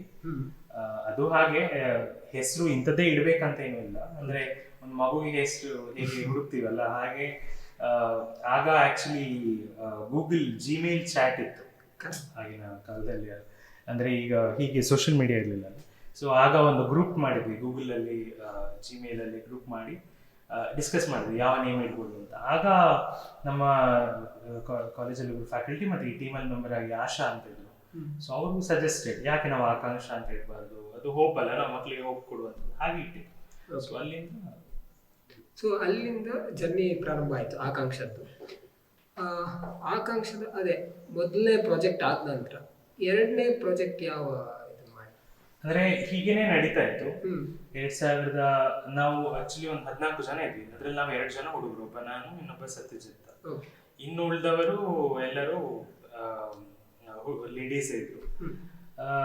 ಸೊ ಹೋಗ್ತಾ ಇತ್ತು ಒಂದೂವರೆ ವರ್ಷ, ಆಲ್ಮೋಸ್ಟ್ 2013-14ಕ್ಕೆ ಬರುವಾಗ ಮತ್ತೆ ಕೆಲವರು ಡೊನೇಟ್ ಮಾಡ್ತೇವೆ ಅಂತ ಹೇಳಿದ್ರು. ಡೊನೇಟ್ ಮಾಡ್ತೇವೆ ಅಂದಾಗ ಟ್ರಸ್ಟ್ ಮಾಡಬೇಕು ಅಂತ ಹೇಳಿದ್ರು. ಸೊ ಹಾಗೆ ನೆಕ್ಸ್ಟ್ ನಮ್ಮ ಮೇಜರ್ ಸ್ಟೆಪ್ ಏನು ಅಂದ್ರೆ, ನಾವು ಇದನ್ನ ಟ್ರಸ್ಟ್ ಆಗಿ ರಿಜಿಸ್ಟರ್ ಮಾಡುವ ಅಂತ. ಅದು ಸೊಸೈಟಿ ಆಗಿ ಮಾಡೋದಾ, ಟ್ರಸ್ಟ್ ಆಗಿ ಮಾಡೋದಾ, ಅದೆಲ್ಲ ಏನು ಗೊತ್ತಿರಲಿಲ್ಲ. ಬಟ್ ಒಂದು ಲಾಯರ್ ಹತ್ರ ಹೋಗಿ ಟ್ರಸ್ಟ್ ಮಾಡಿದ್ವಿ, ರಿಜಿಸ್ಟರ್ ಆಯಿತು. ಒಂದಷ್ಟು ಜನ ಟ್ರಸ್ಟೀಸ್ ಎಲ್ಲ ಮಾಡಿದ್ವಿ. ಹಾಗೆ ನಾವು ಸ್ಟಾರ್ಟ್ ಮಾಡಿದ್ದು 500 ರೂಪಾಯಿಯಲ್ಲಿ ಫಂಡಿಂಗ್. ಅದು 500 ರೂಪಾಯಿ ಎಲ್ಲ ಒಟ್ಟು ಮಾಡಿ ಹಾಕಿ ಬ್ಯಾಂಕ್ ಅಕೌಂಟ್ ಓಪನ್ ಮಾಡಿದ್ವಿ. ಆಗಿನ ಅದೇ 2014 ಮೇ 30 ಇದು ನಮ್ಮ ಟ್ರಸ್ಟ್ ಸ್ಟಾರ್ಟ್ ಆದ ದಿನ, ರಿಜಿಸ್ಟ್ರೇಷನ್ ಆದ ದಿನ, ಫೌಂಡೇಶನ್ ಆದ ದಿನ. ಸೊ ಅದು ಆಗಿ ಸ್ವಲ್ಪ ಟೈಮ್ ಆಗುವಾಗ ನಮಗೆ ತುಂಬ ಪ್ರಾಬ್ಲಮ್ಸ್ ಆಗ್ಲಿಕ್ಕೆ ಸ್ಟಾರ್ಟ್ ಆಯ್ತು. ಪ್ರಾಬ್ಲಮ್ಸ್ ಏನು ಅಂದರೆ ವಾಲಂಟಿಯರ್ಸ್ ಸಿಗ್ತಿರ್ಲಿಲ್ಲ. ಹೇಗೆ ಅಂದರೆ ಎಲ್ಲರ ಹತ್ರ ಕೇಳೋದು, ನೀವು ಬರ್ತೀಯಾ, ಫಿಸಿಕ್ಸ್ ಪಾಠ ಮಾಡ್ಲಿಕ್ಕೆ ಬರ್ತೀಯಾ, ಕೆಮಿಸ್ಟ್ರಿ ಪಾಠ ಮಾಡ್ಲಿಕ್ಕೆ ಬರ್ತೀಯಾ. ಮತ್ತು ನಾವು ಸಂಡೇ ಮಾಡ್ತಿದ್ದೆವು, ಅಷ್ಟು ಇಂಟ್ರೆಸ್ಟ್ ತೋರಿಸ್ತೀವಿ. ಸ್ಕೂಲ್ಗಳು ಜಾಸ್ತಿ ಆಗಿತ್ತು ಅವಾಗ? ಹಾ, ಜಾಸ್ತಿ ಆಗಿತ್ತು. ಬಟ್ ಸ್ಕೂಲಿಂದನೂ ಕಿರಿಕಿರಿ ಇತ್ತು, ಸಂಡೇ ಮಾಡ್ಲಿಕ್ಕೆ ಯಾರು ಹೋಗ್ತಿರ್ಲಿಲ್ಲ. ಬಟ್ ಏನೇನೋ ಕನ್ವಿನ್ಸ್ ಮಾಡಿ, ಬಟ್ ಈಗ ಅನ್ಸುತ್ತೆ ಹೇಗೆ ಮಾಡ್ತಿದ್ವಿ ಅಂತ. ಯಾಕಂದ್ರೆ ಇನ್ನೊಂದೇನು ಅಂದ್ರೆ ಈ ಸ್ಕೂಲ್ಗಳಲ್ಲೂ ಬಹುಶಃ ಚಾಲೆಂಜಿಂಗ್ ಇರ್ಬೋದು, ಅಲ್ಲಿ ಹೋಗಿ ಕೇಳುದು, ಹೌದು, ಅವರು ಪರ್ಮಿಷನ್ ಕೊಡುವಂತದ್ದು. ಅವ್ರು ಹೇಳ್ತಾರೆ ನಮ್ದೇ ಸಬ್ಜೆಕ್ಟ್ ಆಗ್ಲಿಲ್ಲ, ಇನ್ನು ನೀವೆಂತ ಅಂತ ಹೇಳ್ತಾರೆ. ಮತ್ತೆ ಸಂಡೇ ಮೇಜರ್ಲಿ ಬರ್ಲಿಕ್ಕೆ ಯಾರು ರೆಡಿ ಇಲ್ಲ, ಟೀಚರ್ಸ್ ಇಂದ ಹಿಡಿದು ಮಕ್ಕಳಾದ್ರೂ ರೆಡಿ ಇರ್ತಾರೆ, ಸಮ್ಟೈಮ್ಸ್ ಟೀಚರ್ಸ್ ರೆಡಿ ಇರಲ್ಲ. ಕೊನೆಗೆ ನಾವು ಬಿ ಆಫೀಸ್ ಇಂದ ಪರ್ಮಿಷನ್ ತಗೊಂಡು ಇಂತಿಂದ ಸ್ಕೂಲ್ ಪರ್ಮಿಷನ್ ಬೇಕು ಅಂತ ಹೇಳಿ ಮಾಡ್ತಾ ಇದ್ವಿ. ನಾವು ಗೌರ್ಮೆಂಟ್ ಸ್ಕೂಲ್ಗೆ ಜಾಸ್ತಿ ಮಾಡ್ತಿದ್ವಿ, ಮತ್ತೆ ಏಡೆಡ್ ಜಾಸ್ತಿ ಮಾಡ್ತಿದ್ವಿ. ಹಾಗೆ ಪ್ರೋಗ್ರಾಮ್ಸ್ ಮಾಡ್ತಾ ಇದ್ವಿ. ಲೈಕ್ ಅದೇ 2014-15 ಇದು ಒಂದು 14 to 15 ತುಂಬ ಕಷ್ಟ ಪೀರಿಯಡ್ ಇತ್ತು ಆ್ಯಕ್ಚುಲಿ. ನಾನು ಒಂದು ಮೊಮೆಂಟಲ್ಲಿ ಯೋಚನೆ ಮಾಡಿದ್ದೆ ಸ್ಟಾಪ್ ಮಾಡುವ, ಯಾಕೆಂದರೆ ವಾಲಂಟಿಯರ್ ಸಿಗ್ತಿಲ್ಲ, ಮತ್ತು ಯಾರು ಹೀಗೆಲ್ಲ ಬೇಕಾ. ಅದರೊಂದಿಗೆ ನಾನು PhD ಜಾಯ್ನ್ ಆಗಿದ್ದೆ. PhD ತಲೆಬಿಸಿ ಬೇರೆ, ರಿಸಲ್ಟ್ ಬರ್ತಿರ್ಲಿಲ್ಲ. ಸೊ ಇದೆಲ್ಲ ನಡುವೆ ಇದು ಯಾಕೆ ಬೇಕು, ಸ್ಟಾಪ್ ಮಾಡುವ ಅಂತ ಒಂದು ಮೊಮೆಂಟಿಗೆ ಅನ್ನಿಸ್ತಿತ್ತು. ಆಲ್ಮೋಸ್ಟ್ ಮಾಡುವ ಅಂತಲೇ ಆಗಿತ್ತು, ಪ್ರೋಗ್ರಾಮ್ಸೇ ಕಡಿಮೆ ಆಗಿ ಹೋಗಿತ್ತು. ಬಟ್ 15 ಕಳೆದ ಹಾಗೆ ಮತ್ತೆ ಪುನಃ ಇಲ್ಲ ಮಾಡುವ ಅಂತ ಹೇಳಿ ಪುನಃ ಸ್ಟಾರ್ಟ್ ಆಯಿತು. ಅಲ್ಲಿಂದ ಮತ್ತೆ ಸ್ಟಾಪ್ ಆಗಲಿಲ್ಲ, ಮತ್ತೆ ರಿಲೀವ್ ಮತ್ತೆ ಆಲ್ಮೋಸ್ಟ್ ಇಟ್ಸ್ ಗ್ರೋಯಿಂಗ್. ಸೊ 2015 ಅಲ್ಲಿ ಯಾವ ಪ್ರಾಜೆಕ್ಟ್ ಇಂದ ಸ್ಟಾರ್ಟ್ ಮಾಡಿದ್ದು? 2015 ಅಲ್ಲಿ ಇದೇ ತರ ಇತ್ತು. ಬಟ್ ನಾವು ಒಂದೆರಡು ಈವೆಂಟ್ಸ್ ಎಕ್ಸ್ಟ್ರಾ ಮಾಡ್ಲಿಕ್ಕೆ ಸ್ಟಾರ್ಟ್ ಮಾಡಿದ್ವಿ. ಏನಂದ್ರೆ ಒಂದು ಕೌನ್ಸಿಲಿಂಗ್. ನಾವು ತುಂಬ ಸ್ಕೂಲಿಗೆ ಹೋದಾಗ ಮಕ್ಕಳನ್ನ ಹೀಗೆ ಟೀಚರ್ಸ್ ಹೇಳೋರು, ಅವರಿಗೆ ಮೆಂಟಲ್ ಆಸ್ಪೆಕ್ಟ್ಸ್ ಅಲ್ಲಿ ತುಂಬಾ ಚಾಲೆಂಜಸ್ ಇದೆ ಕೆಲವು ಮಕ್ಕಳಿಗೆ. ಅಂದ್ರೆ ಕಂಪ್ಲೀಟ್ ಸೈಕಲಾಜಿಕಲ್ ಪ್ರಾಬ್ಲಮ್ಸ್ ಅಲ್ಲ, ಈಗ ಆಂಗ್ಸೈಟಿ ಡಿಸಾರ್ಡರ್ ಆಗಿರ್ಬೋದು, ಈ ಥರ ಎಲ್ಲ. ಸೊ ಅದಕ್ಕೆ ಏನಾದರೂ ಮಾಡ್ಬೋದಾ ಅಂತ ಹೇಳಿದರು. ಅದೇ ಟೈಮಲ್ಲಿ ನನ್ನ ಸ್ಟೂಡೆಂಟ್ ಒಬ್ಳು ಕೇಳಿದರು, ನನ್ನ ರಿಲೇಟಿವ್ ಒಬ್ಬರು ಸೈಕ್ಯಾಟ್ರಿಸ್ಟ್ ಇದ್ದಾರೆ, ಅವರು ಜಾಯ್ನ್ ಆಗ್ಬೋದು ಅಂತ. ಹಾಗೆ ಅವರು ಈಗ NFIR ಪ್ರೊಫೆಸರ್ ಆಗಿದ್ದಾರೆ, ಡಾಕ್ಟರ್ ರವಿಚಂದ್ರ ಎಸ್ ಕಾರ್ಕಳ ಅಂತ. ಸೊ ಅವ್ರು ಬಂದು ಪ್ರತಿ ಸ್ಕೂಲಿಗೆ ನಮ್ಮೊಟ್ಟಿಗೆ ಸಂಡೇ ಬರ್ತಿದ್ರು. ಅವರು ಬಂದು ಅಲ್ಲಿ ನಾವು ಮೊದಲೇ ಒಂದಷ್ಟು ಸ್ಟೂಡೆಂಟ್ಸನ್ನು ಐಡೆಂಟಿಫೈ ಮಾಡಿ ಅದರೊಟ್ಟಿಗೆನೆ ಪೇರೆಂಟ್ಸನ್ನು ಕರೆಸಿ ಅವರಿಗೆ ಕೌನ್ಸಿಲಿಂಗ್ ಮಾಡ್ತಾ ಇದ್ವಿ. ಮತ್ತೆ ಅವರಿಗೆ ಫರ್ದರ್ ಫ್ರೀ ಕೌನ್ಸಿಲಿಂಗ್ ಸರ್ ಅಲ್ಲಿ ಮಾಡ್ತಿದ್ವಿ, NFIR ಕರೆದು ಮಾಡ್ತಾ ಇದ್ವಿ. ಸೊ ಇದು ಒಂದು ಸೆಕೆಂಡ್ ಲೆವೆಲ್ ಆಫ್ ಇವೆಂಟ್ ನಾವು ಮಾಡಿದ್ವಿ. ಅದಾದ ನಂತರ ನಾವು ಪ್ರೇರಣಾ ಅಂತ 2 days workshop, hands on workshop ಅಂತ. ಸೊ ಬೇರೆ ಬೇರೆ ಸ್ಕೂಲ್ ಮಕ್ಕಳನ್ನ ಕರೆಸಿ ಅವರಿಗೆ ಸೈನ್ಸ್ ಒಂದಷ್ಟು ಮೆಟೀರಿಯಲ್ಸನ್ನು ಕೊಟ್ಟು ಅವರೇ ಮಾಡೆಲ್ಸ್ ಮಾಡುವ ಹಾಗೆ ಅದು ಕೂಡ ಚೆನ್ನಾಗಿ ನಡೀತಾ ಇತ್ತು. ಮತ್ತು ಸೈನ್ಸ್ ಬೌಲ್ ಕ್ವಿಜ್ ಅಂತ, ಅಂದರೆ ನಾರ್ಮಲ್ ಆಗಿ ಕ್ವಿಜ್ 1 ವರ್ಡಲ್ಲಿ ಇರುತ್ತೆ, ಇದು ವೈವಾ ಥರದ ಕ್ವಿಝನ್ನು ನಾವು ಇಂಟ್ರೊಡ್ಯೂಸ್ ಮಾಡಿದ್ವಿ. ಅದನ್ನು ತುಂಬ ಚೆನ್ನಾಗೋಯ್ತು. ಹೀಗೆ ರೆಸ್ಪಾನ್ಸ್ ಹೇಗಿರ್ತಿತ್ತು? ತುಂಬ ಚೆನ್ನಾಗಿತ್ತು. ಯಾಕೆಂದರೆ ಈಗಲೂ ಅಷ್ಟೇ, ಬಟ್ ಮೊದಲು ಈ ಥರದ ಪ್ರೋಗ್ರಾಮ್ ಮಾಡುವಂಥ ಸಂಸ್ಥೆಗಳು ಇರಲಿಲ್ಲ ದಕ್ಷಿಣ ಕನ್ನಡದಲ್ಲಿ, ತುಂಬ ಕಡಿಮೆ. ಈಗಲೂ ಕಡಿಮೆ ಆ್ಯಕ್ಚುಲಿ. ಈಗ ಬೆಂಗಳೂರು, ತುಮಕೂರು, ಬ್ಯಾಂಗ್ಳೂರು ರೂರಲ್ ಎಲ್ಲ ಕಂಪೇರ್ ಮಾಡಿದ್ರೆ ನಮ್ಮಲ್ಲಿ ತುಂಬ ಕಡಿಮೆನೇ ಇದೆ. ಹಾಗೆ ಅಂದರೆ ಮಾಡ್ತಿದ್ರು, ಹೇಗೆ ಮಾಡ್ತಿದ್ರು ಅಂದರೆ 1 ಗಂಟೆ ಟಾಕ್ ಮಾಡಿ ಹೋಗ್ತಿದ್ರು. ನಾವು ಒಂದು ದಿನ ಮಾಡ್ತಿದ್ವಿ.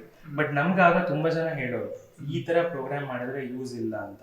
ಬಟ್ ನಮ್ಗೆ ಅದು ಅರ್ಥ ಆಗ್ತಿರ್ಲಿಲ್ಲ. ಅದು ಇದೆ ಅಲ್ಲ, ನಾವು ಹೇಳಿದ್ದು ಅಂದ್ರೆ ಅವರು ಹೇಳ್ತಿರೋ ಫ್ಯಾಕ್ಟ್ಸ್ ಈಗ ನಮಗೆ ಅರ್ಥ ಆಗ್ತಿತ್ತು. ಬಟ್ ಆಗ ನಾವು ಆ ಲೆವೆಲಲ್ಲಿ ಇರಲಿಲ್ಲ ಅರ್ಥ ಮಾಡ್ಕೊಳ್ಳುವಷ್ಟು. ಮತ್ತೆ ನಮಗೆ ಫಂಡಿಂಗು ಇರಲಿಲ್ಲ. ಸೊ ಹೇಗೆ ಮಾಡ್ಲಿಕ್ಕೆ ಸಾಧ್ಯ ಒಂದು ಅಷ್ಟು ಲಾಂಗ್ ರನ್ ಪ್ರೋಗ್ರಾಮ್? ಅವ್ರು ಹೇಳೋ ಪಾಯಿಂಟ್ಸ್ ಹೇಗಿತ್ತು ಅಂದರೆ, ನಮ್ಮ ವೆಲ್ ವಿಷಸ್ ಹೇಗಿತ್ತು ಅಂದರೆ, ಇದು ಲಾಂಗ್ ಲಾಸ್ಟಿಂಗ್ ಇಂಪ್ಯಾಕ್ಟ್ ಆಗಬೇಕು. ಈಗ ನೀವು ಒಂದು ದಿನ ಹೋಗಿ ಮಾಡ್ತೀರಿ, ಈಗ 100 ಮಕ್ಕಳಿದ್ರೆ ಅದರಲ್ಲಿ 50 ಮಕ್ಕಳಿಗೆ ಖುಷಿ ಆಗ್ಬೋದು, ಅದರಲ್ಲಿ ಎಲ್ಲೋ ಒಂದು 2 ಮಕ್ಕಳು ಅದನ್ನು ಫಾಲೋ ಮಾಡ್ಬೋದು, ಇನ್ನುಳಿದವ್ರು ಬಿಡ್ಬೋದು. ಬಟ್ ಆ ನಂಬರ್ ಜಾಸ್ತಿ ಇರಬೇಕು, 50ರಿಂದ 60 ಮಕ್ಕಳು ಅದನ್ನು ಕಂಟಿನ್ಯೂ ಮಾಡಬೇಕು 100ರಲ್ಲಿ, ಆಗ ಅದು ನಿಮಗೆ ಸಕ್ಸಸ್ ಅಂತ. ಅದೆಲ್ಲ ಗೊತ್ತಾಗಿದ್ದು ಇತ್ತೀಚೆಗೆ ಒಂದು 3 ವರ್ಷ ಹಿಂದೆ. ಬಟ್ ಸ್ಟಾರ್ಟಿಂಗಲ್ಲಿ ಹೀಗೆ 1 day ಪ್ರೋಗ್ರಾಮ್ಸೇ ಮಾಡ್ತಿದ್ವಿ. ಯಾಕಂದರೆ ನಮ್ಮ ಹತ್ರ ಎಂಪ್ಲಾಯೀಸ್ ಇರಲಿಲ್ಲ, ನಾವು ವಾಲಂಟಿಯರ್ ಬೇಸ್ಡೇ ಇದ್ವಿ. ಹಾಗೆ ಸೊ ಫಂಡಿಂಗ್ ಎಲ್ಲ ಸಿಕ್ತಿತ್ತ? ಆಗ ಇಂಡಿವಿಜುವಲ್ ಡೋನರ್ಸ್ ಅಂದರೆ ಒಬ್ರು ನಮ್ಮ ಮಿತ್ತೂರು ಅಂದರೆ ನಮ್ಮ ನೇಬರ್ ಅಂತಾರೆ, ಅವರು ಒಂದು ದಿವಸ ಹೇಳಿದ್ರು, ನಾನು ಫೇಸ್ಬುಕ್ಕಲ್ಲಿ ಹೀಗೆ ಹಾಕಿದ್ದೆ ಈ ಥರ ಸ್ಟಾರ್ಟ್ ಮಾಡ್ತಾ ಇದ್ವಿ, ಟ್ರಸ್ಟ್ ಆಗಿತ್ತು ಅಂತ.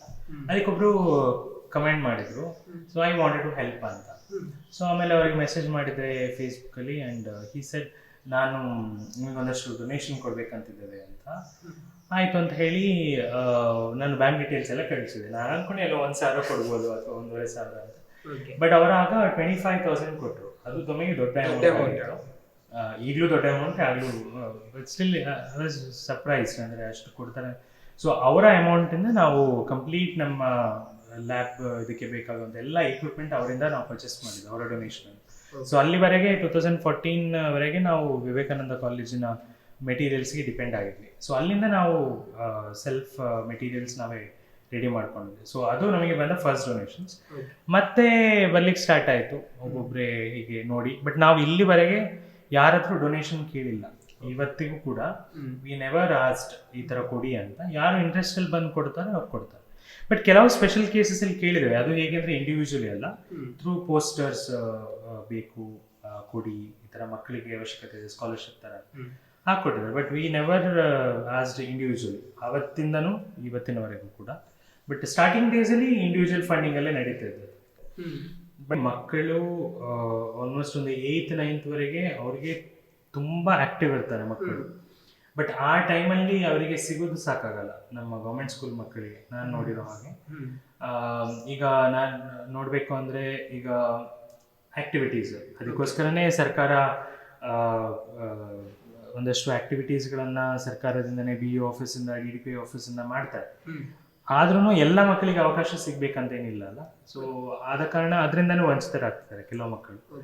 ಮತ್ತೆ ಇನ್ನೊಂದು ಏನಾಗ್ತದೆ ಅಂದರೆ ಅಲ್ಲೊಂದು ಸ್ವಲ್ಪ ಈ ಬೈ ಹಾರ್ಟ್ ಅಂತ ಹೇಳ್ತಾರಲ್ಲ, ಸ್ವಲ್ಪ ಅದು ಜಾಸ್ತಿ ಆಗ್ತದೆ. ಎಕ್ಸ್ಪೀರಿಯನ್ಷಿಯಲ್ ಲರ್ನಿಂಗ್ ಕಡಿಮೆ ಆಗ್ತದೆ.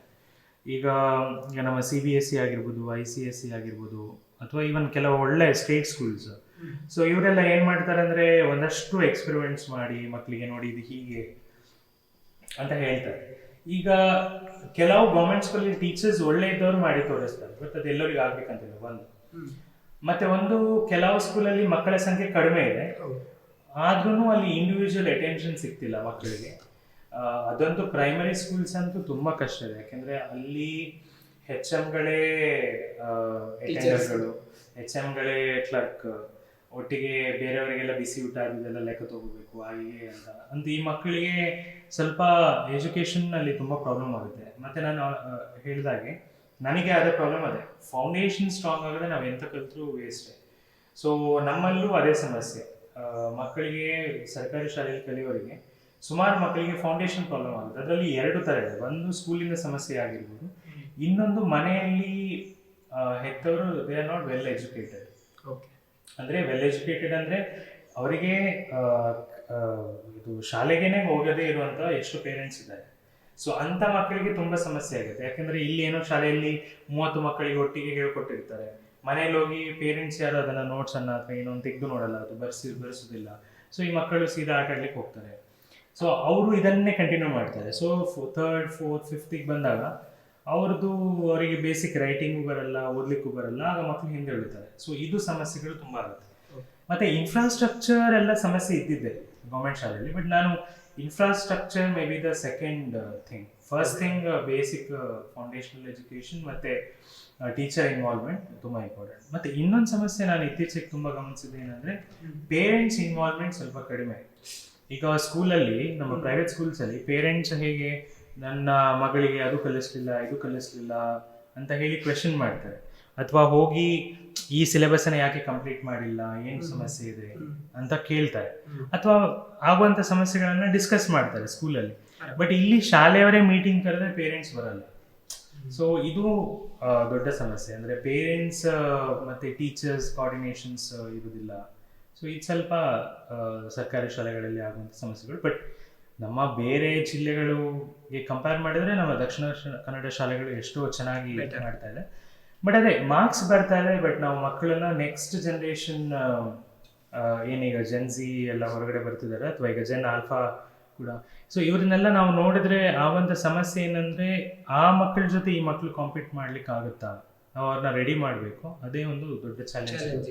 ನಾವೀಗ ಸ್ಕೂಲಲ್ಲಿ ಆಲ್ರೆಡಿ ನಾನು ಹೇಳಿದ ಆ ಪ್ರೋಗ್ರಾಮ್ಸ್ ಈಗಲೂ ನಡೀತಾ ಇದೆ, 1 day ಪ್ರೋಗ್ರಾಮ್ಸ್. ಬಟ್ ಅದು it's not a long lasting programmes. So ಅದಕ್ಕೆ ನಾವು ಇಂಟ್ರೊಡ್ಯೂಸ್ ಮಾಡಿದ್ದು ಗ್ರಂಥ ಮಿತ್ರ ಅಂತ. ಮತ್ತೆ ಒಟ್ಟಿಗೆ FLN ಅಂತ. ಬಟ್ ಗ್ರಂಥ ಮಿತ್ರ ಸ್ವಲ್ಪ ವರ್ಕ್ ಆಗದೇ ಇದ್ದ ಕಾರಣ ನಾವು FLN ಇಂಟ್ರೊಡ್ಯೂಸ್ ಮಾಡಿದ್ವಿ. ಸೊ ಈ ಗ್ರಂಥ ಮಿತ್ರ ನಾವು ಸ್ಟಾರ್ಟ್ ಮಾಡಿದ್ದು ನಾನು ಉಮಾ ಮಹಾದೇವನ್ ಅಂತ ಇದ್ದಾರೆ, ಅವರಿಗೆ ಅಡಿಷನಲ್ ಚೀಫ್ ಸೆಕ್ರೆಟರಿ ಕರ್ನಾಟಕ ಸರ್ಕಾರದ್ದು. ಅವ್ರ ಜೊತೆ ಒಂದು ಪ್ರೋಗ್ರಾಮಿಗೆ ಅವ್ರನ್ನ ಇನ್ವೈಟ್ ಮಾಡ್ಲಿಕ್ಕೆ ಹೋದಾಗ ಒಂದು ಮೀಟಿಂಗ್ ಅಲ್ಲಿ ಅವ್ರು ಹೇಳಿದ್ರು, ನಮ್ಮ ಕರ್ನಾಟಕದಲ್ಲಿ 5,000ಕ್ಕಿಂತ ಹೆಚ್ಚು ಗ್ರಾಮ ಪಂಚಾಯತ್ ಲೈಬ್ರರಿಗಳಿದೆ, ಅದನ್ನ ನೀವು ಯೂಸ್ ಮಾಡಿಕೊಂಡು ಅಲ್ಲಿ ಏನಾದರೂ ಕಾರ್ಯಕ್ರಮಗಳನ್ನ ಮಾಡಿ ನಮ್ಮ ಸರ್ಕಾರದಿಂದ ಯಾವುದೆಲ್ಲ ಸಹಾಯ ಕೊಡ್ಲಿಕ್ಕಾಗುತ್ತೆ ಅದನ್ನು ಮಾಡ್ತೀವಿ ಅಂದರು. ಸೊ ಅದು ಶುರುವಾದಾಗ ನಾವು ಸರ್ಕಾರದಿಂದ ಆರ್ಡರ್ ತೊಗೊಂಡ್ವಿ. ಫಸ್ಟಿಗೆ ಅಂದ್ರೆ ಅವ್ರು ಹೇಳಿದ್ರು MOU ಸೈನ್ ಮಾಡುವ ಅಂತ. ಇದರಲ್ಲಿ ನಾವು ಕಾನ್ಸಂಟ್ರೇಟ್ ಮಾಡಿರೋದೆ ಒಂದು ಗ್ರಾಮ ಪಂಚಾಯತ್ನ ಸುತ್ತಮುತ್ತ ಇರುವಂಥ ಮಕ್ಕಳಿಗೆ ನಾವು ಅವರ ಫೌಂಡೇಶನ್ ಅನ್ನ ಸ್ಟ್ರಾಂಗ್ ಮಾಡಬೇಕು, ಮತ್ತೆ ಅದನ್ನ ನಾವು ಅವರೊಟ್ಟಿಗೆ ಒಂದು ಸ್ಪೋಕನ್ ಇಂಗ್ಲಿಷ್ ಕ್ಲಾಸಸ್ ಇದನ್ನೆಲ್ಲ ಮಾಡಬೇಕು ಅನ್ನೋ ಉದ್ದೇಶದಿಂದ ಹೀಗೆ ನಾವು ಅದನ್ನು ಶುರು ಮಾಡಿದ್ದು ಕಬಕ ಗ್ರಾಮ ಪಂಚಾಯತ್, ಮತ್ತೆ ಉಡುಪಿಯಲ್ಲಿ ಕಟಪಾಡಿ ಗ್ರಾಮ ಪಂಚಾಯತ್ ಅಲ್ಲಿ ಸ್ಟಾರ್ಟ್ ಮಾಡಿದೆ. ಸೊ ಇದರ ಕಾನ್ಸೆಪ್ಟ್ ಇಷ್ಟೇ, ಹತ್ತಿರದ ಯೂತ್ ಅವರನ್ನ ವಾಲಂಟಿಯರ್ ಆಗಿ ತಗೋಬೇಕು, ಹತ್ತಿರ ಶಾಲೆಯ ಮಕ್ಕಳು ಬರಬೇಕು, ಅವರಿಗೆ ನಾವು ಪ್ರತಿ ಶನಿವಾರ ಮಧ್ಯಾಹ್ನ ನಂತರ ಆ ಗ್ರಾಮ ಪಂಚಾಯತ್ ಲೈಬ್ರರಿಯ ಇದರಲ್ಲಿ ಆಕ್ಟಿವಿಟೀಸ್ ಮಾಡಬೇಕು, ಜೊತೆಗೆ ಆ ಮಕ್ಕಳು ಪುಸ್ತಕ ಓದುವ ಹಾಗೆ ಮಾಡಬೇಕು ಅನ್ನೋ ಉದ್ದೇಶ. ಸೊ ಈ ತರ ನಾವು ಗ್ರಂಥ ಮಿತ್ರ ಪ್ರೋಗ್ರಾಮ್ ಸ್ಟಾರ್ಟ್ ಮಾಡಿದ್ವಿ. ಸೊ ಇದು 1ರಿಂದ ಸ್ಟಾರ್ಟ್ ಆಗಿ ಅದರ ಸಕ್ಸಸ್ ನೋಡಿ ಸೊ ಸರ್ಕಾರದವರು ಇನ್ನೂ ಹೆಚ್ಚಿನ ಕಡೆ ಮಾಡಿ ಅಂತ ನಾವು MOU ಸೈನ್ ಮಾಡಿದ್ವಿ. ಜೊತೆಗೆ ಎಲ್ಲ ಜಿಲ್ಲಾ ಪಂಚಾಯತ್ CEOಗಳು IAS ಅಧಿಕಾರಿಗಳು ನಮಗೆ ಸಪೋರ್ಟ್ ಮಾಡಿದ್ರು. ಹಾಗೆ ನಾವು ಉಡುಪಿ, ದಕ್ಷಿಣ ಕನ್ನಡ, ಉತ್ತರ ಕನ್ನಡ ಎಲ್ಲ ಕಡೆ ಸುಮಾರು ನಾವು 120 ಗ್ರಾಮ ಪಂಚಾಯತ್ಗಳಲ್ಲಿ ಈ ಕಾರ್ಯಕ್ರಮಗಳನ್ನ ಮಾಡ್ತಾ ಇದ್ವಿ ಕಳೆದ ವರ್ಷವರೆಗೆ. ತುಂಬಾ ಒಳ್ಳೆ ಸಂಖ್ಯೆ ಇದ್ರು, ಆಲ್ಮೋಸ್ಟ್ 3-4 ಸಾವಿರ ಮಕ್ಕಳು, ಆಲ್ಮೋಸ್ಟ್ ಒಂದು 600 ವಾಲಂಟಿಯರ್ಸ್ ಇದಕ್ಕೇನೆ ಡೆಡಿಕೇಟೆಡ್ ಆಗಿ ಕೆಲಸ ಮಾಡ್ತಾ ಇದ್ರು. ಇದಕ್ಕೆ ವಾಲಂಟಿಯರ್ಸ್ಗೋಸ್ಕರ ನಾವು NSS ಕರ್ನಾಟಕ ಸ್ಟೇಟ್ NSS ಜೊತೆ ಕೊಲಾಬ್ರೇಷನ್ ಮಾಡಿದ್ವಿ. ಆ NSS ಮಕ್ಕಳಿಗೆ ನಾವು ಲೋಕಲ್ ಜಿಲ್ಲಾ ಪಂಚಾಯತ್ ಹಾಲಲ್ಲಿ ಅವರನ್ನು ಟ್ರೈನಿಂಗ್ ಮಾಡಿ ಅವ್ರನ್ನ ನಾವು ಫೀಲ್ಡಿಗೆ ಕಳಿಸ್ತಾ ಇದ್ವಿ. ಬಟ್ ಇದು ಸ್ಟಾಪ್ ಆಯಿತು. ಯಾಕೆ ಸ್ಟಾಪ್ ಆಯಿತು ಅಂದರೆ ನಮ್ಮ ಈ ಎಲ್ಲ ಕೋಸ್ಟಲ್ ರೀಜನ್ ಅಲ್ಲಿ ಮಳೆಯಿಂದ ಸುಮಾರು ರಜೆಗಳು ಸಿಕ್ತು, ಹಾಗೆ ಶನಿವಾರದಲ್ಲೆಲ್ಲ ಫುಲ್ ಡೇ ಮಾಡಬೇಕು ಅಂತ ಹೇಳಿದ್ರು. ಹಾಗೆ ನಮಗೆ ಪ್ರೋಗ್ರಾಮ್ಸ್ ಕಡಿಮೆ ಆಗ್ಲಿಕ್ಕೆ ಸ್ಟಾರ್ಟ್ ಆಯಿತು. ಸೊ ಇದರಲ್ಲೆಲ್ಲ ನಾವು ಕಂಡದ್ರೆ ಮಕ್ಕಳಿಗೆ ಬೇಸಿಕ್ಕೇ ಗೊತ್ತಿಲ್ಲ. ಅಂದರೆ 4ನೇ 5ನೇ 6ನೇ ಕ್ಲಾಸ್ ಮಕ್ಕಳಿಗೆನೆ ಒಂದು ಕೂಡಿಸ್ಲಿಕ್ಕೆ ಬರಲ್ಲ. ಈಗ 24 ಕೂಡಿಸು 14 ಅಂತ ಕೊಟ್ಟರೆ ಕೂಡ ಅದನ್ನು 38 ಅಂತ ಬರೀಲಿಕ್ಕೆ ಬರಲ್ಲ ಮಕ್ಕಳಿಗೆ. ಸೊ ಅಷ್ಟು ಕಷ್ಟ ಇರುವಂಥವರಿಗೆ ನಾವು ಬೇರೆ ಅಡ್ವಾನ್ಸ್ ಹೇಗೆ ಹೇಳ್ಕೊಡ್ಲಿಕ್ಕೆ ಸಾಧ್ಯ? ನಾವು ಲಾಜಿಕಲ್ ರೀಸನಿಂಗ್ ಅನಾಲಿಟಿಕಲ್ ಎಲ್ಲ ಹೇಳ್ಕೊಡ್ಬೇಕಂತ ಸಾಧ್ಯ ಇಲ್ಲ. ಹಾಗೆ ನಾವು ಮತ್ತೆ ಯೋಚನೆ ಮಾಡಿ ಈ FLN ಅಂತ ಇಂಟ್ರೊಡ್ಯೂಸ್ ಮಾಡಿದ್ವಿ, foundational learning and literacy and numeracy ಅಂತ, ಫೌಂಡೇಶನಲ್ ಲಿಟ್ರಸಿ ಆ್ಯಂಡ್ ನ್ಯೂಮರಸಿ ಅಂತ. ಸೊ ಇದು ಎಲ್ಲ ಶಾಲೆಗಳು ಇದಕ್ಕೆ ಕೆಲಸ ಮಾಡ್ತಾ ಇದೆ, ಬಟ್ ಸ್ಟಿಲ್ ರಿಸಲ್ಟ್ ತುಂಬ ಚೆನ್ನಾಗಿ ಬರ್ತಿಲ್ಲ. ಸೊ ಅದಕ್ಕೆ ನಾವು ಇದಕ್ಕೆ ಹೇಳಿದ್ವಿ. ಸೊ ಇದು ಮೇಜರ್ ಲಾಂಗ್ ಲಾಸ್ಟಿಂಗ್ ಇವೆಂಟ್ಸ್ ನಾವು ಸ್ಟಾರ್ಟ್ ಮಾಡಿ. ಸೊ ಮುಖ್ಯವಾಗಿ ನೀವು ಹೇಳಿದಾಗೆ ಒಂದು ಈ ಮಕ್ಕಳಲ್ಲಿ ನೀವು ಕಂಡಂಥದ್ದು ಈ ಥರ ಒಂದು ಬೇಸಿಕ್ ಏನು ಬೇಕು ಅದು ಸಿಗ್ತಾ ಇಲ್ಲ. ಸೊ ಈ ಗ್ರಂಥ ಮಿತ್ರ ಸ್ಟಾರ್ಟ್ ಆದಮೇಲೆ ಹೇಗಿತ್ತು ರೆಸ್ಪಾನ್ಸ್? ಅಂದರೆ ಮಕ್ಕಳಿಗೆ ತುಂಬ ಖುಷಿ ಆಗ್ತಿತ್ತು, ಯಾಕೆಂದರೆ ನಾವು ಆಕ್ಟಿವಿಟಿ ಬೇಸ್ಡ್ ಸ್ಟಡೀಸ್ ಇರ್ತಿತ್ತು. ಪ್ರತಿಯೊಂದಕ್ಕೂ ಆಕ್ಟಿವಿಟಿ ನಾವಂದ್ರೆ ನಮ್ಮದೇ ಒಂದು ಕರಿಕ್ಯುಲಮ್ ಎಲ್ಲ ಮಾಡಿದ್ವಿ. ಸೊ ಆ ಕರಿಕ್ಯುಲಮ್ ಬೇಸ್ಡ್ ಆಗಿ ನಾವು ಆಕ್ಟಿವಿಟೀಸ್ ಮಾಡ್ತಿದ್ವಿ ಮಕ್ಕಳಿಗೆ. ಮತ್ತೆ ಪ್ರತಿ ಸತಿ ಒಂದೊಂದು ಚಾಲೆಂಜ್ ಕೊಡ್ತಿದ್ವಿ, ನೋಡಿ ಈ ಬುಕ್ ಅನ್ನ ಓದಿ ಬರಬೇಕು. ಸೊ ನೆಕ್ಸ್ಟ್ ವೀಕ್ ನಾವು ನಿನ್ನ ಹತ್ರ ಆ ಬುಕ್ ಅನ್ನ ಸಮ್ಮರಿ ಕೇಳ್ತೇವೆ, 1 ವಾರ ಟೈಮ್ ಇದೆ. ಅಂದ್ರೆ ದೊಡ್ಡ ದೊಡ್ಡ ಬುಕ್ಸ್ ಅಲ್ಲ, ಸಣ್ಣ ಸಣ್ಣ ಸ್ಟೋರಿ ಬುಕ್ಸ್. ಸೊ ಇದೇನಾಗ್ತಿತ್ತು, ಅವರು ಚಾಲೆಂಜಿಗೆ ಎವ್ರಿ ಟೈಮ್ ಅವರು ರೆಡಿ ಆಗಿ ಬರ್ತಾ ಇದ್ರು.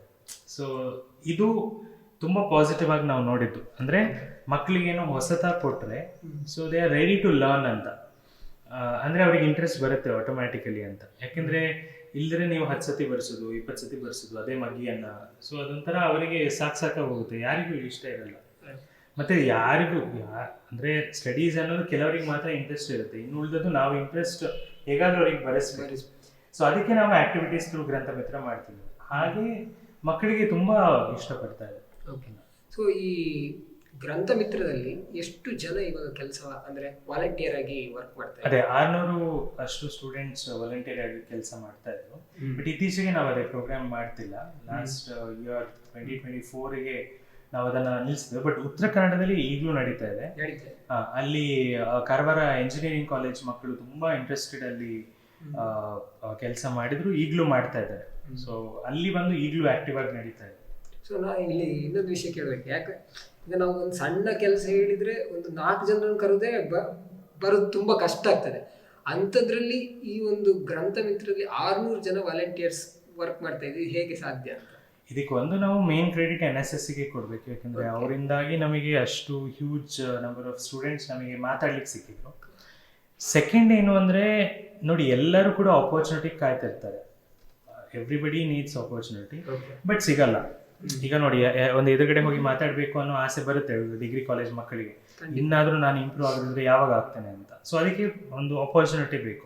ಸೊ ಆ ಆಪರ್ಚುನಿಟಿ ನಾವು ಕ್ರಿಯೇಟ್ ಮಾಡಿದ್ವಿ. ಯಾಕಂದರೆ ನಾವು ಅವರಿಗೆ ಹೇಳ್ತಿದ್ದೆ ಅದು, ನೀವು ಬಂದರೆ ಮಕ್ಕಳಿಗೆ ಹೇಳ್ಕೊಡೋದ್ರ ಜೊತೆಗೆ ನೀವು ಇಂಪ್ರೂವ್ ಆಗ್ತೀರಿ ಅಂತ.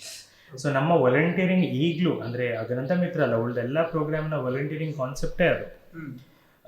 ನೀವು ನಮ್ಮಲ್ಲಿ ಬಂದರೆ so you also develop, also you help others ಅಂತ. ಯಾಕೆಂದರೆ ಏನೋ ಒಂದು ಆ್ಯಕ್ಟಿವಿಟಿ ಮಾಡಬೇಕು ಅಂದರೆ ಅವ್ರು ಕಲಿಬೇಕು, ಒಟ್ಟಿಗೆ ಒಂದು 40-50 ಜನ ಎದುರು ನಿಂತು ಮಾತಾಡಬೇಕು. ಸೊ ಆಗ ಅವ್ರು ಡೆವಲಪ್ ಆಗ್ತಾರೆ. ಒಂದದು.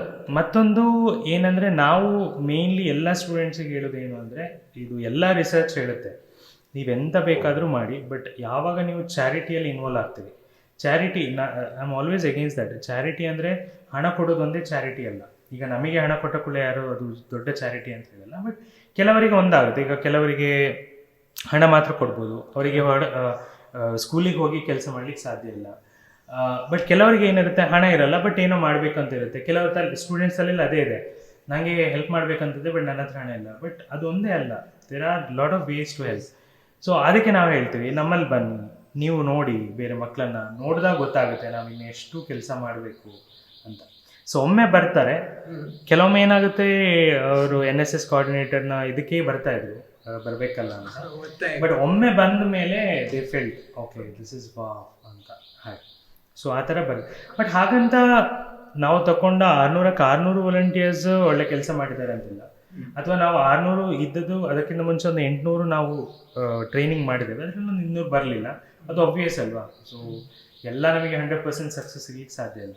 ಒಂದಷ್ಟು ಜನ ಬರ್ತಾರೆ, ಹೋಗ್ತಾರೆ, but it's a continuous process ಅಷ್ಟೇ. ಅದಕ್ಕೆ ನಾವು ಲೀಡರ್ ಅಂತ ಮಾಡ್ತಿದ್ವಿ ಒಂದೊಂದು ಲೈಬ್ರರಿಗೆ, ಲೀಡರ್, ಕೋ ಲೀಡರ್ ಅಂತ.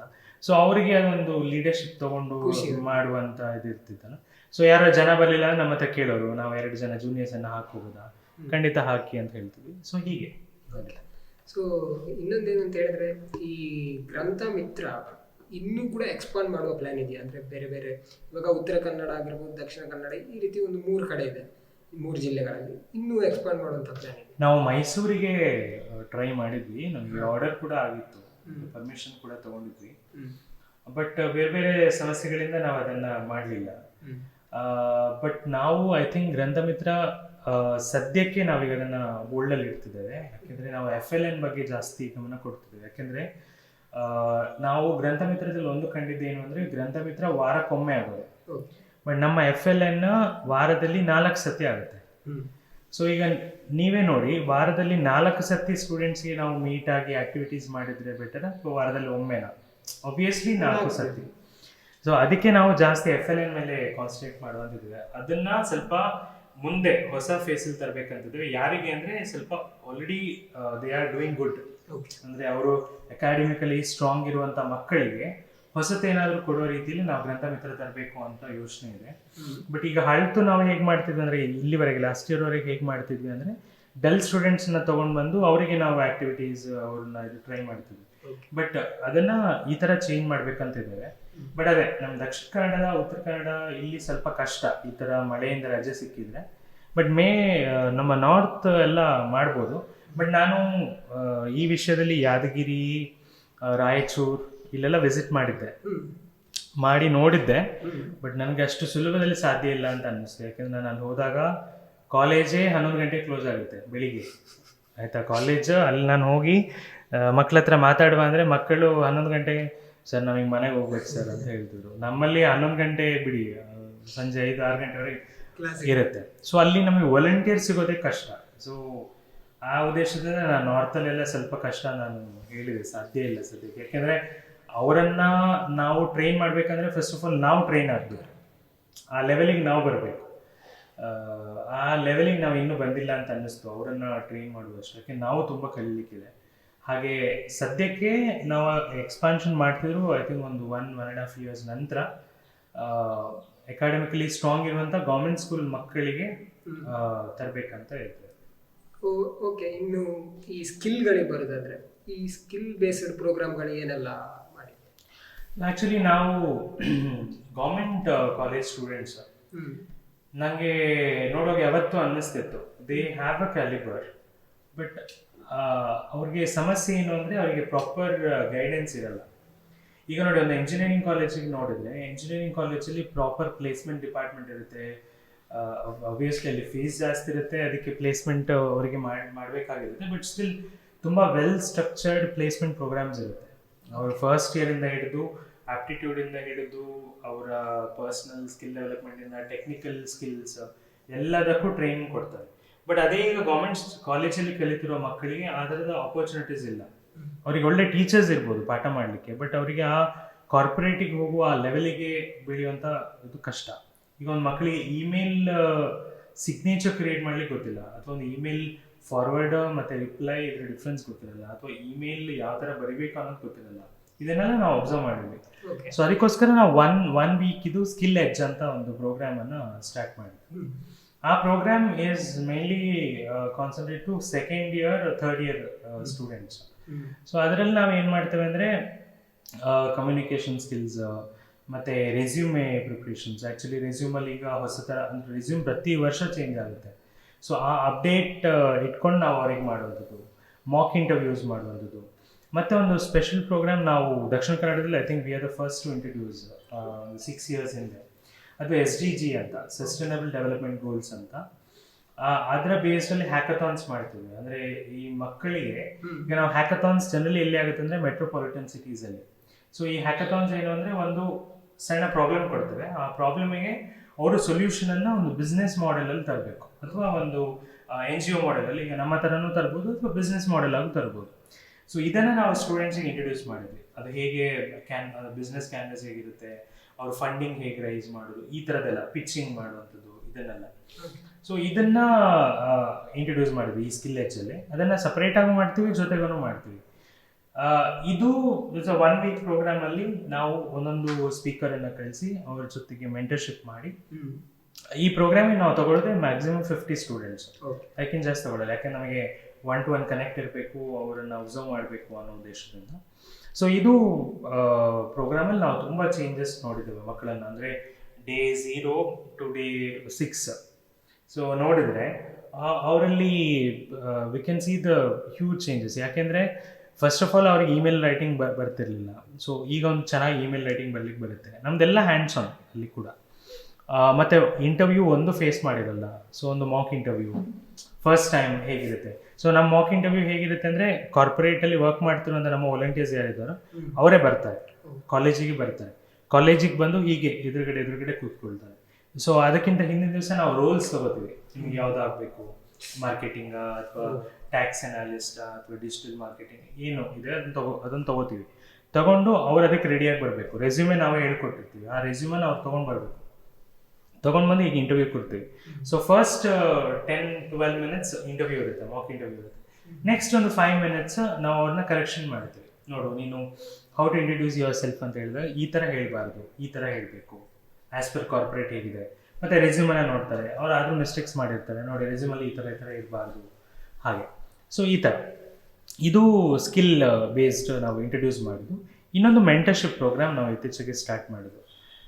ಮೆಂಟರ್ಶಿಪ್ ಯಾಕೆಂದರೆ ಈ ರೂರಲ್ ಕಾಲೇಜ್ ಸ್ಟೂಡೆಂಟ್ಸಿಗೆ ಈ ಕಾರ್ಪೊರೇಟಲ್ಲಿ ವರ್ಕ್ ಮಾಡ್ತಿರೋ ಒಟ್ಟಿಗೆ ನಾವು ಕನೆಕ್ಟ್ ಮಾಡಿದರೆ ಅವರು ಆ ಲೆವೆಲಿಗೆ ಬೆಳಿಬೋದು. ಈಗ ಹೇಳಬೇಕಂದ್ರೆ ನಾನು ತುಂಬ ಕಾಲೇಜಿಗೆ ಟಾಕ್ಸಿಗೆ ಹೋದಾಗ ಕಾಮರ್ಸ್ ಸ್ಟೂಡೆಂಟ್ಸ್ಗೆ ಹೇಳ್ತಿರ್ತೇನೆ, Big 4 ಗೊತ್ತಿದೆಯಾ ಅಂತ. ತುಂಬ ಜನಕ್ಕೆ Big 4 ಕಂಪನೀಸ್ ಅನ್ನೋದೇ ಗೊತ್ತಿಲ್ಲ.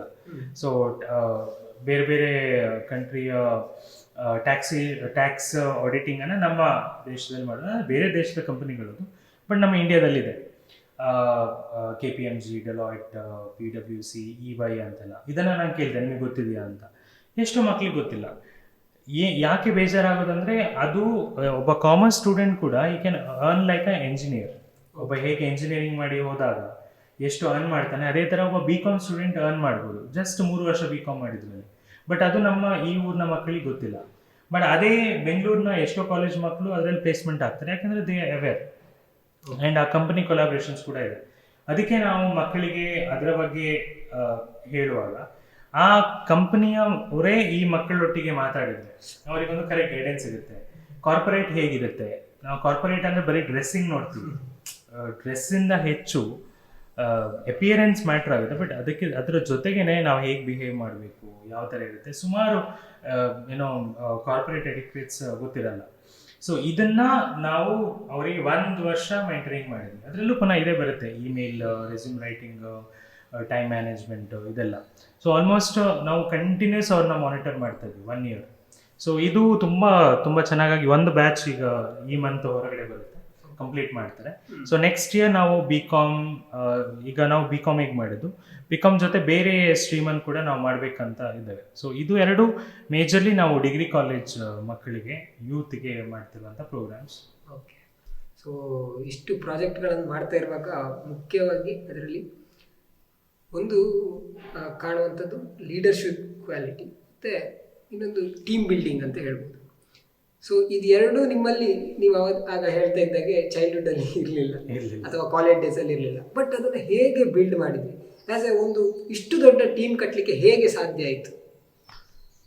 ಅದು ಆ್ಯಕ್ಚುಲಿ ನನ್ನ ಲೀಡರ್ಶಿಪ್ ಸ್ಕಿಲ್ ಅದು ಹೇಗೆ ಬಂತು ಅದೆಲ್ಲ ನನಗೆ ನಿಜ ಕೇಳಿದ್ರೆ when I look back I really don't know. But ನಮ್ಮ ಟೀಮ್ ಇಷ್ಟು ಬೆಳಿಲಿಕ್ಕೆ ಕಾರಣ ಏನು ಅಂದರೆ we value everyone's opinion. So that really matters.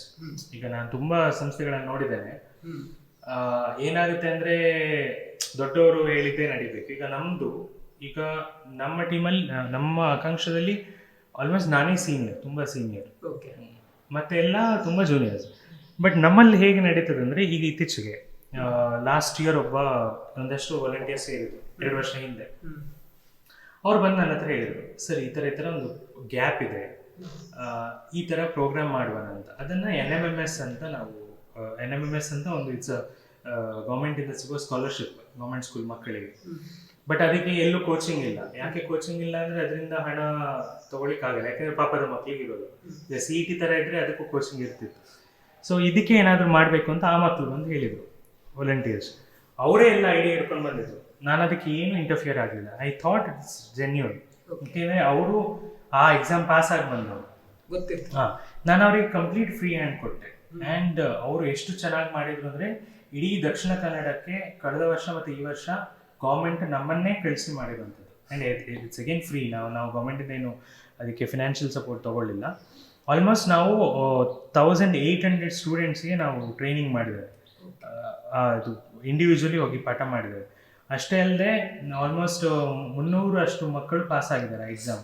So ಅವರಿಗೆ ತಿಂಗಳು 1,000 ಸ್ಕಾಲರ್ಶಿಪ್ ಸಿಗುತ್ತೆ. ಸೊ ಇದು ಯಾಕಾಯಿತು, when I valued his opinion, ಆ ಸ್ಟೂಡೆಂಟಿನ ಒಪಿನಿಯನ್ ತೊಗೊಂಡು. ಸೊ ಈಗ ನಾನು ಸೀನಿಯರ್, ನನ್ನ ಹೇಳಿದಾಗೆ ನಡಿಬೇಕು ಅಂದರೆ ಆಗೋದಿಲ್ಲ. ಸೊ ಎಲ್ಲ ನಮ್ಮ ಪ್ರೋಗ್ರಾಮ್ಸ್ ಅಷ್ಟೇ. ಸೊ ನಾವು ಎಲ್ಲರ ಒಪಿನಿಯನ್ ತೊಗೊಂಡು ಮಾಡೋದು. ಸೊ ಅಫ್ಕೋರ್ಸ್ ನಮ್ಮ ಸಜೆಷನ್ ನಾವು ಹೇಳ್ತೇವೆ, ಮತ್ತು ನಾವು ಎಲ್ಲರಿಗೂ ಲೀಡರ್ಶಿಪ್ ಕೊಡ್ತೇವೆ. ಈಗ ನಾನೊಬ್ಬನೇ ಅಲ್ಲ. ಈಗ ಒಂದು ಇವೆಂಟ್ ಆಗುತ್ತೆ ಅಂದರೆ, ಈಗ ನಾವು ನ್ಯಾಷನಲ್ ಯೂತ್ ಕಾನ್ಫರೆನ್ಸ್ ಅಂತ ಮಾಡ್ತೀವಿ. It's a very big event, national level event. ಇತ್ತೀಚೆಗೆ ನಾವು ಮಂಗಳೂರಲ್ಲಿ ಮಾಡಿದ್ವಿ. ಅದಕ್ಕೆ ನಾವು ಟಾಪ್ ಕಂಪನಿ CEOಸನ್ನು ನಾವು ಕರೆದಿದ್ವಿ. 500 crores ಮೇಲೆ, ಕೆಲವು just startup 5 crores turnover ಇರುವಂಥವ್ರು, ಇಂಥವ್ರನ್ನೆಲ್ಲ ಕರೆದಿದ್ವಿ. ಆ ಇವೆಂಟಿಗೆ ನಾನು ಒಂದಷ್ಟು ಒಳ್ಳೊಳ್ಳೆ ಕೆಲಸ ಮಾಡ್ತಿರೋ ವಾಲಂಟಿಯರ್ಸನ್ನು ಲೀಡರ್ ಆಗಿ ಮಾಡಿದೆ. ಸೊ ಅವರೇ ಅದನ್ನು ಟೇಕ್ ಓವರ್ ಮಾಡಿದರು. ಸೊ ಆಗೇನಾಯಿತು, ಅವ್ರಿಗೂ ಒಂದು ಗ್ರೋಯಿಂಗ್ ಆಪರ್ಚುನಿಟಿ ಸಿಕ್ತು. So they feel that it's our home ಅಂತ. ಅವರಲ್ಲಿ ಆವಾಗಲೇ ಲೀಡರ್ಶಿಪ್ ಕ್ವಾಲಿಟಿ ಅಂತ ಇರ್ತದೆ. ಸೊ ನಮ್ಮ ಆಕಾಂಕ್ಷೆ ಈಗಲೂ ಅಷ್ಟೇ, it's like a homely feel ಅದು. ಸೊ ನಾವು ವರ್ಷಾಗ್ಲೂ ನಮ್ಮ ಮನೆಗೆ ಎಲ್ಲರೂ ಬರ್ತಾರೆ, ನಾವೆಲ್ಲ ಸೇರ್ತೇವೆ, ಆಟ ಆಡ್ತೇವೆ. So they all feel it's home ಅಂತ. ಸೊ ಒಟ್ಟಿಗೆ ಟ್ರಿಪ್ ಹೋಗ್ತೇವೆ, ಒಟ್ಟಿಗೆ ಸೀರಿಯಸ್ ಆಗಿ ಕೆಲಸ ಮಾಡ್ತೇವೆ. ಅದಕ್ಕೆ ನಾವು ಇತ್ತೀಚೆಗೆ ಈಗ ಲಾಂಚ್ ಮಾಡ್ತಿದ್ದೇವೆ SAG ಅಂತ. SAG ಅಂದರೆ ಅದು ಸ್ಟ್ರಾಟಜಿ ಆ್ಯಕ್ಷನ್ ಗ್ರೂಪ್ ಅಂತ. ಅಂದರೆ ನಮ್ಮ NGO ಗ್ರೋತ್ ಆಗ್ತಾನೆ ಇರಬೇಕು. It should not stop. They should be a sustainability, ಅಂದರೆ ಕಂಟಿನ್ಯೂಸ್ ಗ್ರೋ ಇರಬೇಕು. ಅದಕ್ಕೆ ನಮ್ಮಲ್ಲೇ ಇರುವಂಥ ಯಾರು ವಾಲಂಟಿಯರ್ಸ್ ಇಂಟ್ರೆಸ್ಟ್ ಇದ್ದಾರೆ, ಸೊ ಅವರೊಂಥರ ಥಿಂಕ್ ಟ್ಯಾಂಕ್. ನಮ್ಮ ಗೌರ್ಮೆಂಟಿಗೆ, ನಮ್ಮ ಸರ್ಕಾರಕ್ಕೆ ಈ ನೀತಿ ಆಯೋಗ ಇದೆ, ಅದೇ ಥರ ನಮ್ಮ NGOಗೆ SAG ಅಂತ ಫಾರ್ಮ್ ಮಾಡಿದ್ದಾರೆ. ಸೊ ಇದರಲ್ಲಿ ಏನಾಯಿತು, ಅವ್ರಿಗೆಲ್ಲ ರೆಸ್ಪಾನ್ಸಿಬಿಲಿಟಿ ಸಿಕ್ತು. ಸೊ ಈ ಥರ ನಾವು ಅವರಿಗೆ ಆಪರ್ಚುನಿಟಿ ಕೊಟ್ಟಾಗ, so definitely the also will be us, ಯಾವತ್ತೂ ಕೂಡ ನಮ್ಮ ಜೊತೆ ಇರ್ತಾರೆ. ಸೊ ಅದು ಒಂದು ಮೇನ್ ರೀಸನ್. ಸೊ ಇದರಲ್ಲಿ ಅಂಥ ಲೀಡರ್ಶಿಪ್ ಅಂತ ನಾನೇನು ಪರ್ಸ್ನಲ್ ನೋಡಿಲ್ಲ, ಬಟ್ ನಾವೇನಂದ್ರೆ ಎಲ್ಲವನ್ನ ಹಂಚ್ತೀವಿ, ಎಲ್ಲರೂ ಒಟ್ಟಿಗೆ ಮಾಡ್ತೀವಿ. ಮತ್ತೆ ನಾವು ಅಷ್ಟೇ, ಈಗ ನಾನು ಮಾತ್ರ ಅಲ್ಲ, ಇನ್ನು ಉಳಿದ ಟ್ರಸ್ಟಿಗಳು ಕೂಡ ಅಷ್ಟೇ, ಬೇಕಿದ್ರೆ ಚಾಪೆ ಹಾಕ್ಲಿಕ್ಕೂ ರೆಡಿ, ಎಲ್ಲದಕ್ಕೂ ನಾವು ಒಂದು ಕಡೆ ಮೇಲೆ ಕೂತು ನಿಂತು ಹಂಗಿಲ್ಲ. ಸೊ ಅದಕ್ಕೆ volunteers they love to work with us. ಬಹುಶಃ ಇಂಥ ಎನ್ವಿರಾನ್ಮೆಂಟ್ ಇದ್ರೆ ವರ್ಕ್ ಮಾಡ್ಲಿಕ್ಕೆ ಖುಷಿ ಆಗ್ತದೆ. ಮತ್ತೆ ಒಂದು ನೀವು ನೋಡಿರ್ಬೋದು, ಆಕಾಂಕ್ಷೆಗೂ ಎಲ್ಲೂ ಪಬ್ಲಿಸಿಟಿ ಇಲ್ಲ. ಅಂದ್ರೆ ನಾವು ಸೋಷಿಯಲ್ ಮೀಡಿಯಾದಲ್ಲಿ ಇದ್ದೇವೆ, ಗೌರ್ಮೆಂಟಿಗೆ ಗೊತ್ತಿದೆ, ಸ್ಕೂಲ್ಸಿಗೆ ಗೊತ್ತಿದೆ, ಅದು ಬಿಟ್ಟು ಹೊರಗಡೆ ಎಲ್ಲೂ ನಮ್ಮ ಬಗ್ಗೆ ತುಂಬ ಜನಕ್ಕೆ, ಅಂದರೆ ಕೆಲವರಿಗೆ ಗೊತ್ತಿರ್ಬೋದು, ಬಟ್ ತುಂಬ ಜನಕ್ಕೆ ಎಲ್ಲೂ ಗೊತ್ತಿಲ್ಲ. ಯಾಕೆ ಗೊತ್ತಿಲ್ಲ ಅಂದರೆ ನಾವು ಜಾಸ್ತಿ ಹೊರಗಡೆ ಏನು ಹೇಳ್ಕೊಂಡು ಬಂದಿಲ್ಲ. ಸೊ ಅದು ಏನು ಅಂದರೆ, ಈಗ ಅದು ನನಗೆ ಕೆಲವೊಮ್ಮೆ ಬೇಜಾರಾಗುತ್ತೆ. ಈಗ ಕೆಲವು ಕಡೆ ನಾನೇ ಹೋಗ್ಬೇಕಾಗುತ್ತೆ ಇವೆಂಟ್ಸಿಗೆ, ಆಗ ನನ್ನನ್ನೇ ಫೋಕಸ್ ಆಗುತ್ತೆ, ಸೊ ಫೌಂಡರ್ ಅಂತ. ಬಟ್ ಸ್ಟಿಲ್ ನಮ್ಮ ವಾಲಂಟಿಯರ್ಸ್ ಎಲ್ಲವನ್ನ ವ್ಯಾಲ್ಯೂ ಮಾಡ್ತಾರೆ. ಅದರಿಂದ ಈ ಆಕಾಂಕ್ಷ ಸ್ಟಿಲ್ ಗ್ರೋಯಿಂಗ್. ನಾವು 12 ಜನದಾಗಲೇ 12 ಜನದಿಂದ ಸ್ಟಾರ್ಟ್ ಮಾಡಿದ್ದು.